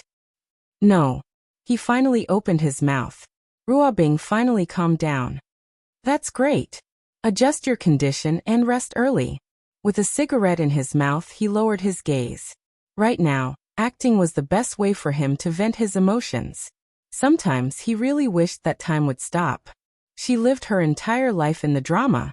At least in the movie, he could hold her hand, hug her and kiss her. However, he had revealed his true feelings and was too immersed in the role. She was really just acting. There were two scenes in the afternoon. One was a scene between Lu Jingtian and Jun Mo. The other scene was between Gu Xingze and Yun Shishir. These two scenes were very important in the book. Jun Mo did not appear much in this movie, but every time she appeared, there was an important plot. She had just stepped into the film industry and was not good at acting, so she put in a lot of effort into the script. She also often looked for Yun Shishir to practice with her lines. She worked very hard to memorize the lines of a scene several times. Chapter 808. After Yin Xiachuan returned to the country, she had another emotional entanglement with Yin Dongyu. Because Yin Xiachuan was hospitalized for pneumonia, Yin Dongyu was absent from his engagement with Lin Hina. Lin Hina flew into a rage out of humiliation and went to the hospital where Yin Xiachuan was. She wanted to denounce Yin Xiachuan, but she met Su Qi, who was blocking the door of the ward. The two had an argument. It was also a tear-jerking scene in the movie. Lin Hina angrily questioned Su Qi. Are you just going to watch the woman you love throw herself into someone else's arms? Do you really love her? From what I see, your so-called love is nothing more than lip service. Are you really willing? Giving away the woman you love so much to someone else? Su Qi calmly said, I love her, so I'll give her the greatest freedom. For this scene, Jun Mo had specially rehearsed it with Yun Shishir many times. As a result, Yun Shishir almost memorized the script by heart. She had put in a lot of effort, so when it came time to act, Jun Mo's performance was very good. She was full of emotions. Her lines were affectionate, and every expression on her face was well managed. Especially at close range, the tension in Jun Mo's eyes gave people goosebumps. On the other hand, Lu Jingtian was in the right state, but her expression paled in comparison to Jun Mo's. Especially that line. Su Qi, you're such a coward for pushing the woman you love to someone else. She laughed several times. Lin Fengtian's face was about to turn green with anger as he scolded her. Lu Jingtian was almost in tears from the scolding. She ran back to the lounge with reddened eyes and finally adjusted her state of mind. However, when it came time to act, her emotions were still not in place. She had NGs again and again. Lin Fengtian was so angry that he scolded her again. She really wanted to cry, but no tears came out. Lin Fengtian was so angry that he pointed at her and scolded her in front of everyone. Lu Jingtian, I really can't be bothered to scold you. D***. What kind of bullsh**t are you acting? Do you think you're acting very well? Why don't you take a look at what you're acting as? Also, go back and look in the mirror and see what makeup you're wearing. It's so thick. Are you acting as a delinquent? Don't look at the script when you go back. Take a look at the self-cultivation of an actor. You want to be famous? Bah. Wishful thinking. It would be faster to go back and buy a pillow to dream. Do you think you can become famous just because you look better in Korea? Your acting skills are so bad. Do you believe that I'll cut you into a passerby? Lin Fengtian was the infamous demon Scissorhands.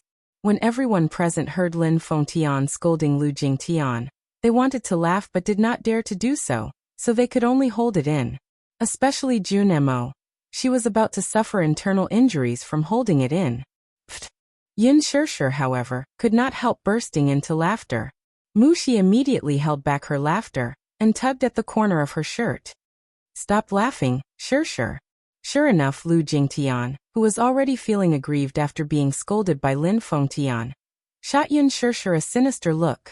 Lin Fengtian scolded her furiously when he saw her getting distracted.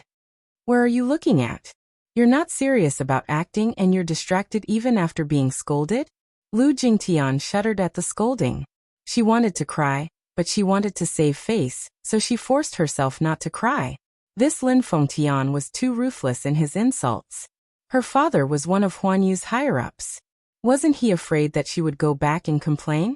Chapter 809. Get this straight. You're an actress, not a missy. Do you understand? I'm letting you in on account of your old man. That doesn't mean that I won't kick you out just because your old man is influential. If you don't act well, I'll still kick you out. With your performance, I can pick any of the extras in the group, and they'll act better than you. What kind of performance is this? Yin Shirshir, who was listening from the side, was utterly convinced by the director's scolding of Lu Jingtian. It was no wonder that the director was rumored to have a fiery temper and dared to speak his mind.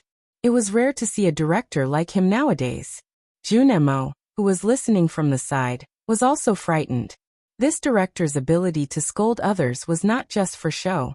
Seeing it with her own eyes, she was in awe. Among the directors nowadays, only he dared to scold an actress with a background. He announced an intermission, and the next scene would start at 7 p.m. It was a scene in the rain. The moment he left, Lu Jingtian covered her mouth and ran to the washroom. The moment she left, the extras burst into laughter. Youngmi could not help covering her mouth and sniggering reservedly. Mushi too could not help laughing. This director is really beyond my expectations. His scolding made my liver tremble. I've never seen such a demonic side of him either. That's you. I've seen it many times. He's restrained himself a lot now. In the past, when we were filming in his production team, we had to show 200% professionalism. Otherwise, we'd be asking for a scolding. Mushi laughed. Jun Mo said, Sure, it's your scene with Xingzi next. Do you want me to help you rehearse? Don't laugh at others now. When it's your turn, the director will scold you if you don't perform well. That's right. Don't be smug now. If you don't act well, the director will scold you too. There's no such thing as special treatment in front of the director. If you don't act well, you'll be scolded like Lu Jingtian just now. Yin Shirshir's face revealed fear. You're making me panic. Jun Mo, you'd better rehearse your lines with me. Jun Mo ruffled her hair. Okay, little fool. Mushi, who was watching from the side, could not help but sigh. Jun Mo, your boyfriend power is so strong. I'm almost turned gay by you. Jun Mo raised her eyebrows. What do you mean? You're so handsome and gentle. I'm about to fall in love with you. Jun Mo blushed and was a little shy. Yin Shirshir rebuked. Mushi, you're so naughty. You know that our Jun Mo gets shy easily, yet you still tease her like this. Haha. In the afternoon, an uninvited guest came to the set. Yin Shirshir had just finished rehearsing with Jun Mo and went to buy a few boxes of water to distribute to the staff as usual. She had just returned to the set when she saw a familiar face. Song Inya. Yin Shirshir was stunned. Why was she here? She saw Song Inya sitting beside Lu Jingtian, who seemed to have been crying for a long time. Song Inya gently patted her back as if to comfort her. The two seemed to have a good relationship. Could it be that they were friends? Song Inya was here to visit the set? Indeed, birds of a feather flocked together. This saying made some sense. Seeing Yun Shirshir looking at Song Inya, Junemo looked over and recognized the latter at a glance. She was a little surprised to see Song Inya's gaze on Yun Shirshir. Shirshir, you know Song Inya? Chapter 8:10. Song Inya looked at Yun Shirshir as well. Suddenly, she lowered her head and exchanged a few words with Lu Jingtian. She did not know what they were talking about, but the latter turned to look at her with a pair of eyes that revealed a hint of contempt. Yun Shirshir held Junmo's arm and wanted to leave, but Song Inya walked over and blocked her path. Oh, I was wondering who it was. Turns out it's the shameless mistress. Song Inya whistled and looked at her with disdain. Lu Jingtian did not step forward, perhaps due to the fact that they were on set. With Yen Bingqing as an example, she did not dare to find trouble with Yun Shirshir on set. Song Inya, on the other hand, did not need to be wary of anything. Yun Shirshir glanced at her expressionlessly. She could not be bothered to talk nonsense with her, and walked around her to leave. Song Inya took a step forward and blocked her path, not letting her go. What's wrong? Are you hiding from me? Are you feeling guilty? A tree needs its bark, and a man needs his face. Since you dare to be a third party, don't feel guilty. Do you still want your face after doing such a despicable thing? Song Inya's words were extremely provocative. It was clear that she wanted to settle old scores with Yun Shirshir. Song Inya's voice was so loud and high-pitched that almost everyone on set could hear what she was saying. However, in the huge set, almost no one except Yang Mi knew her. As the mayor's daughter and a socialite in the upper-class society, Yang Mi naturally knew who she was. It was just that celebrities like Li Jiuxian, who had just debuted, naturally did not know who the mayor's daughter was. However, when they heard the words mistress and despicable business coming out of Song Inya's mouth, they could not help exchanging glances with each other. Mistress? Yun Shirshir is a third party? Yang Mi frowned slightly. She did not know what was going on, but she knew that Song Inya was clearly looking for trouble with Yun Shirshir. It can't be right. Who's this woman? I don't know her, but she's so pretty. She's even prettier than Lu Jingtian. She doesn't look like a celebrity. Look at her noble aura and arrogant attitude. She looks like a rich missy. Yes, she's more elegant and beautiful than Lu Jingtian's. What does she mean by Yun Shirshir being a mistress? Is Yun Shirshir's a third party? How's that possible? I don't believe it. How can Shirshir be a third party? Everyone could not help but whisper behind the scenes. Junemo, who was listening from the side, frowned. Just as she was about to step in, Yun Shirshir reached out to stop her. She then met Song Inya's provocative gaze, but her face remained calm and collected. Miss Song, you're sick, and you're seriously sick. U.S. nuts. She's eyes. Song Inya's eyes turned sharp. How dare you say that I'm crazy? What right do you have to talk to me like that? Oh my. You see, your princess syndrome is quite serious. It's terminal. Yun Shirshir's lips curled into a mocking smile, neither servile nor overbearing. Yun Shirshir, I didn't expect you to be so shameless. You seduced a married man, and even broke into someone else's family. You're still not repenting. Chapter 8:11. She had a child out of wedlock. As soon as Song Inya finished speaking, there was an uproar on set. Everyone looked at Song Inya, then at Yun Shirshir, and found it hard to believe. Yun Shirshir had an illegitimate child? She was a third party. Such explosive news. It must be fake, right? Yun Shirshir did not seem to be such an evil woman. However, this woman did not seem to be spouting nonsense either. Her words were clear and logical, and it did not seem like she was spouting nonsense. Could it be that Yun Shirshir really had some unspeakable gossip? It was not impossible. As a newcomer, she was blessed with unique resources and was so popular. Before the movie was even released, her limelight had already overshadowed Gu Xing's Heavenly King halo. It was indeed unbelievable. Could it be that, like what this woman said, she had stepped into a rich family and hooked up with a mysterious sugar daddy? After being in the entertainment industry for a long time, one would understand that there was no such thing as a groundless rumor. For a moment, everyone was talking about it, and countless suspicious gazes fell on Yin Shirshir. Yin Shirshi's face was calm as she looked at her calmly. Jun Mo, however, could not stand it anymore and said angrily, Song Enya, you're not allowed to slander others like this. You said that Shirshir is a third party and that she had a child out of wedlock. Do you have any evidence? Song Enya looked at her with disdain. What are you shouting for? Am I talking to you? An actress dares to put on airs in front of me. I don't know where she got the capital. Get lost. Junmo's handsome face was sullen. She took a step forward and was about to speak when Yin Shirshir stopped her. She did not want Junmo to get involved in this mess for her. Hence she raised her head and said to her, Junmo, thank you for defending me, but this is a private matter between me and her. It's better that you don't interfere. Junmo looked at her with heartache and said unhappily, I can't stand it. Shirshir, what right does she have to slander you like this? There's no evidence. She's spreading rumors. She's too much. I'm spreading rumors? There's no evidence. Song Enya sneered and mocked. Yin Shirshir, you're really good at acting. Look at how many people your innocent face has deceived. There are really people who think you're innocent and want to stand up for you. But what about the truth? Do you dare to say it? My words have no basis? I'm spreading rumors? I'm slandering you without any evidence? Hee. Not only are you good at acting, but you're also good at acting. Keep pretending. Do you also pretend to be a white lotus in front of Brother Mu to deceive him? Yin Shirshir, on the other hand, remained calm.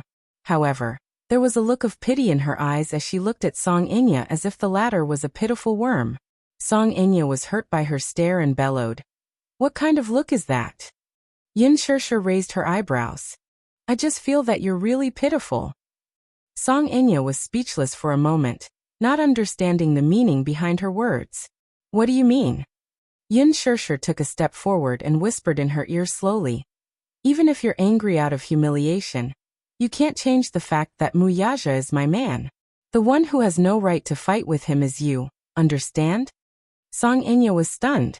She then raised her hand high to slap her. T***, you're shameless. Junmo immediately reached out and shielded Yin Shirshir behind her. The slap that was aimed at her face did not land. Song Enya was enraged. She turned around to look, only to see Gu Xingzi standing behind her and gripping her wrist tightly. A pair of handsome eyes filled with chilliness, but incomparably indifferently fell on her body. Chapter 8:12. Gu Xingzi? What was the meaning of this? Why was he stopping her? Gu Xingzi, what are you doing? Are you done fooling around? Gu Xingzi pursed his lips impatiently, his handsome face cold. This is a film set. It's not a place for you to fool around. His grip on her wrist was so tight that it seemed as if he was going to break it. The part of her wrist that was tightly gripped by him suddenly lost its color and turned pale. No matter how hard she tried to break free, it was to no avail. She struggled for a while but still could not break free.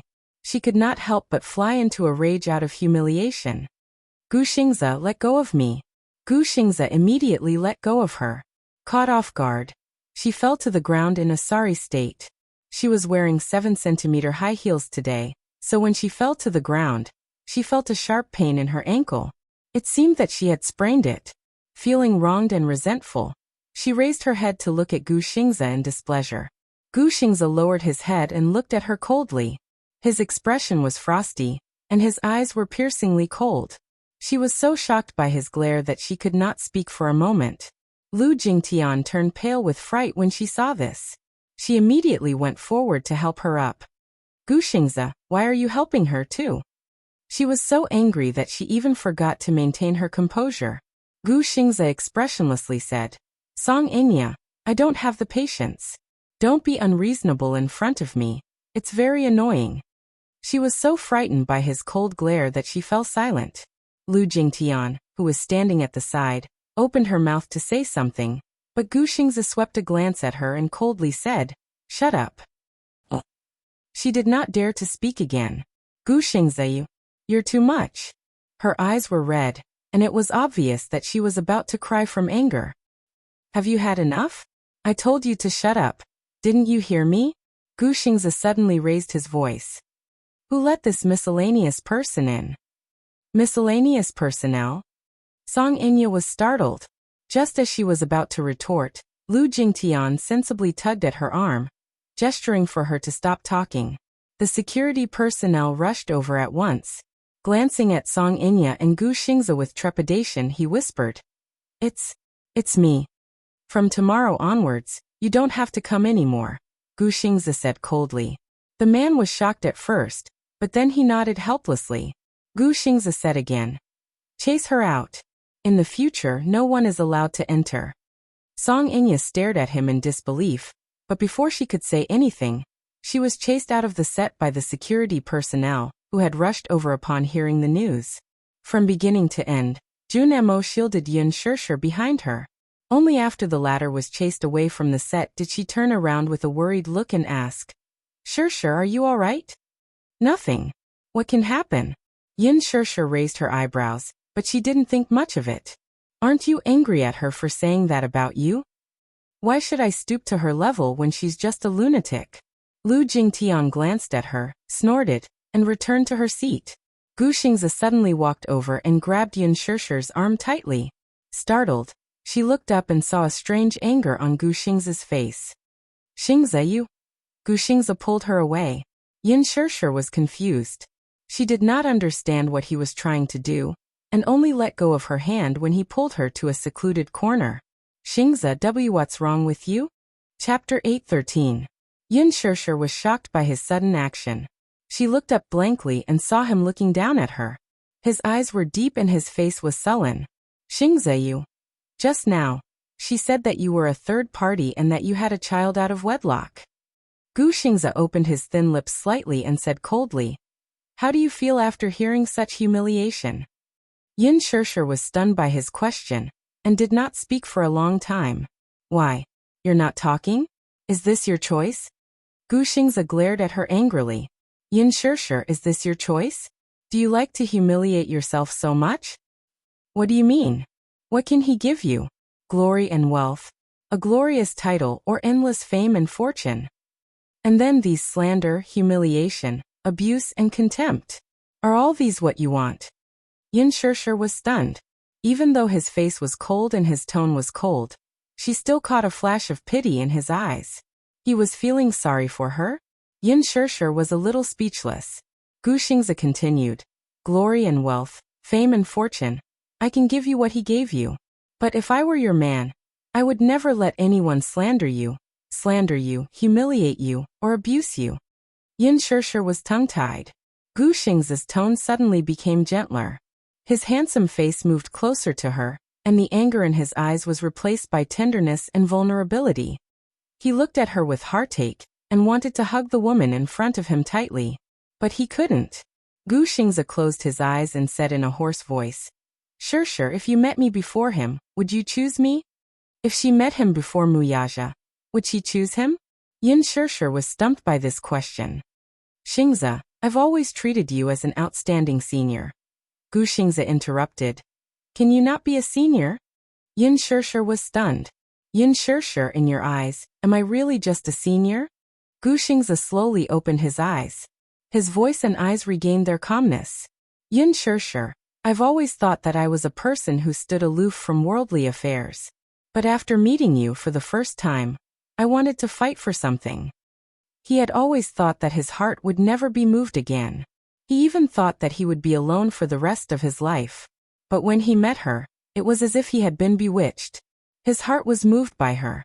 Even when she glanced back, every frown and smile made his heart bleed. You still haven't answered me. Will you choose me? Without Muyaja, would you choose to be with me? He persistently pursued the matter, not wanting to give up just like that. As long as he heard the word yes from her mouth, he would fight for it by hook or by crook. Yin Shishir was silent for a long time before she slowly reached out and pushed him away. I'm sorry, Xingze. Her rejection seemed to leave no room for negotiation. Gu Xingze looked at her expressionlessly. Suddenly, the corners of his lips curled up slightly. Something seemed to be extinguished in his eyes. When Yin Shishir came back to her senses and looked up, Gu Xingze had already left. She took a deep breath and pulled herself together. Walking out of the corner, she saw Mushi looking for her all over the set. Shishir, where did you go? I couldn't find you anywhere. Yin Shirshir, on the other hand, seemed to be in a daze as she did not hear her words. Chapter 8:14. Shirshir, where did you go? I couldn't find you anywhere. Yin Shirshir, however, seemed to have not heard her and was a little distracted. Shirshir. What's wrong with you? Why are you as lifeless as Xingzi? Muxi asked helplessly. Nothing. I was thinking about something just now. Pursing her lips, she took out a thermos flask from her handbag and passed it to her. Here. Yin Shirshir took the thermos flask from her and could not help feeling surprised. What's this? It's ginger soup. I just made it for you. Muxi then continued. Don't you have a scene in the rain at 7 p.m.? I hope you can do it in one take. Quickly take a hot shower after you're done and drink the ginger soup. Otherwise, you'll catch a cold easily. Muxi knew that today's scene was a scene in the rain, so she quickly cooked a bowl of ginger soup. Yin Shirshir thanked her gratefully. Thank you. It's nothing. I'm your assistant. I've arranged everything for you. Muxi smiled. At 7 p.m., the sprinklers were in place, and the shooting location was set in the hotel's parking lot. After Lin Fengtian arranged the camera positions, the script clerk rushed over and asked the actors to be in place immediately. This scene was about Yin Dongyu's absence from his engagement with Lin Hina, because of Yin Xiaochuan's fever. In the ward, he mistakenly thought that she was asleep and revealed his feelings for her, which had been hidden in his heart for many years. Yin Xiaochuan suddenly opened her eyes. In fact, she was awake. When she heard that Yin Dongyu also had such restrained feelings for her, she questioned why he was not with her. Yin Dongyu reacted abruptly and panicked. He left the ward and wanted to drive away. Yin Xiaochuan chased after him. In the rain, the two's emotional entanglement was pushed to the climax. In terms of makeup, Ding Ning specially put on nude makeup for her to highlight her sickly haggardness. When the makeup was done, Ding Ning took a look and could not help but be stunned. Her haggard makeup, pale face and lips, as well as her pair of ethereal eyes, actually revealed a sense of poignant beauty. So beautiful. The script clerk came to rush her again. Yin Shirshir quickly got up. On set, the lights and cameras were in place. Yin Shirshir just arrived and saw Gu Xingzi sitting in his seat with the makeup artist touching up his makeup. Gu Xingzi also saw her. His gaze fell on her pale and haggard face, and his heart clenched. However, when he realized that it was because of the makeup, he calmed down. Scene 28, Scene 1.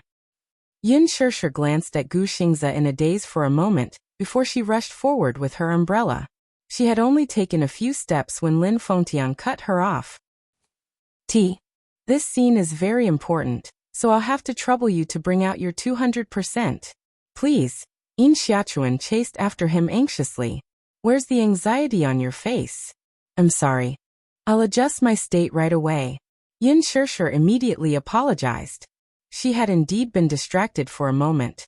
So much so that she lost her composure when she took the first step. Lin Fengtian said sternly, Yin Shirshir, you're very talented and have a high level of understanding. I hope you won't disappoint me. Even though he admired her, filming was work.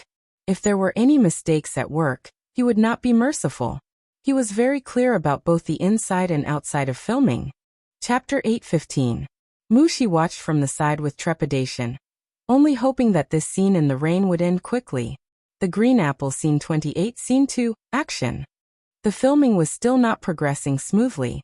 The main reason was that Gu Xingzi was not in the right state. Yin Shirshir, on the other hand, was lacking in her vision. Lin Fengtian, who was sitting in front of the monitor, felt that the two were not in the right state, and seemed to be preoccupied with their own thoughts. Gu Xingzi, in particular, had either a misty look or a deep look in his eyes. The intense emotional struggle in Yin Dongyu's eyes could not be expressed properly. Yin Shirshir, on the other hand, had the vision and could recite her lines well, but her expression was awkward. It was an indescribable awkwardness. Lin Fengtian cut and then announced, "We'll take a 15-minute break." Muxi immediately went forward with a blanket and covered Yin Shirshir with it, helping her back to her seat.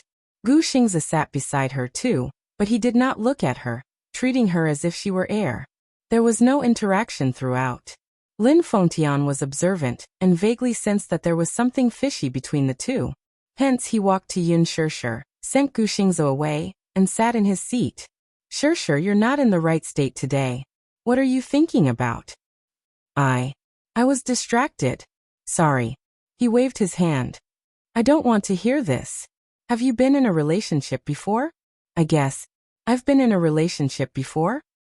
Imagine him as the man you love deeply, and then put yourself in the role. Imagine the man you love deeply, and he clearly loves you back, but he doesn't dare to love. He played up her emotions. For the next scene, you must show Yin Xiaochuan's anger and hysteria. Yin Shishir was very perceptive and easily understood what he wanted her to express. Director Lin, thank you. I understand. Try to pass in one scene. With that, he walked to Gu Xingze's side. His face sank in an instant. Xingze, for this scene, you just need to follow your inner struggle. Gu Xingze was stunned. Lin Fengtian tapped the table with his fingertips and snorted. Do you think I can't tell? You like Yin Shishir, don't you? Gu Xingze looked up. His face was pale and his eyes were hollow. Your current state of mind is very suitable for this scene. Yin Dongyu's inner drama. Think about it carefully, and express all your inner thoughts later. That will do. Lin Fengtian's eyes were sharp. How could he not see Gu Xingze's feelings for Yin Shishir? He liked her. But this fondness could only be buried in the bottom of his heart. Gu Xingze frowned slightly. Lin Fengtian stood up and patted him on the shoulder. Think about it carefully. Try to pass it in one go. With that he left. Gu Xingze looked up, and his eyes met with Yin Shishir's. She was sitting not far away from him. When she saw that he was looking at her, she immediately looked away. 15 minutes passed quickly. Yin Shishir and Gu Xingze returned to the scene. The staff held up a hose and sprayed it into the sky, creating an artificial rain curtain. The Green Apple. Scene 28, Scene 7 Action. Yin Dongyu. Yin Shishir screamed hysterically. From the start, she was in the right state of mind. This scream was so loud that her voice almost broke. Chapter 8:16. Gu Xingze stood in the rain with his back to her. Yin Shishir rushed into the rain. Seeing that he had stopped in his tracks, she slowly walked forward and tried to hold his hand.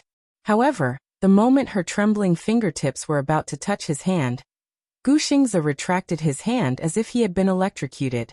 Yin Shishir's eyes revealed an extremely hurt look. Brother.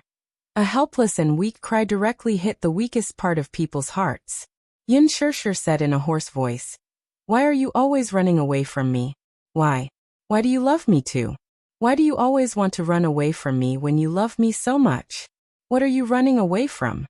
Gu Xingze's heart trembled slightly, but he quickly suppressed the turbulent emotions in his heart and pretended to be calm. I'm not running away. You are. You clearly are. Yin Shishir broke down and said, You've always been running away from me. Always. As she spoke, she reached out and hooked her hand around his. This time, he did not avoid her.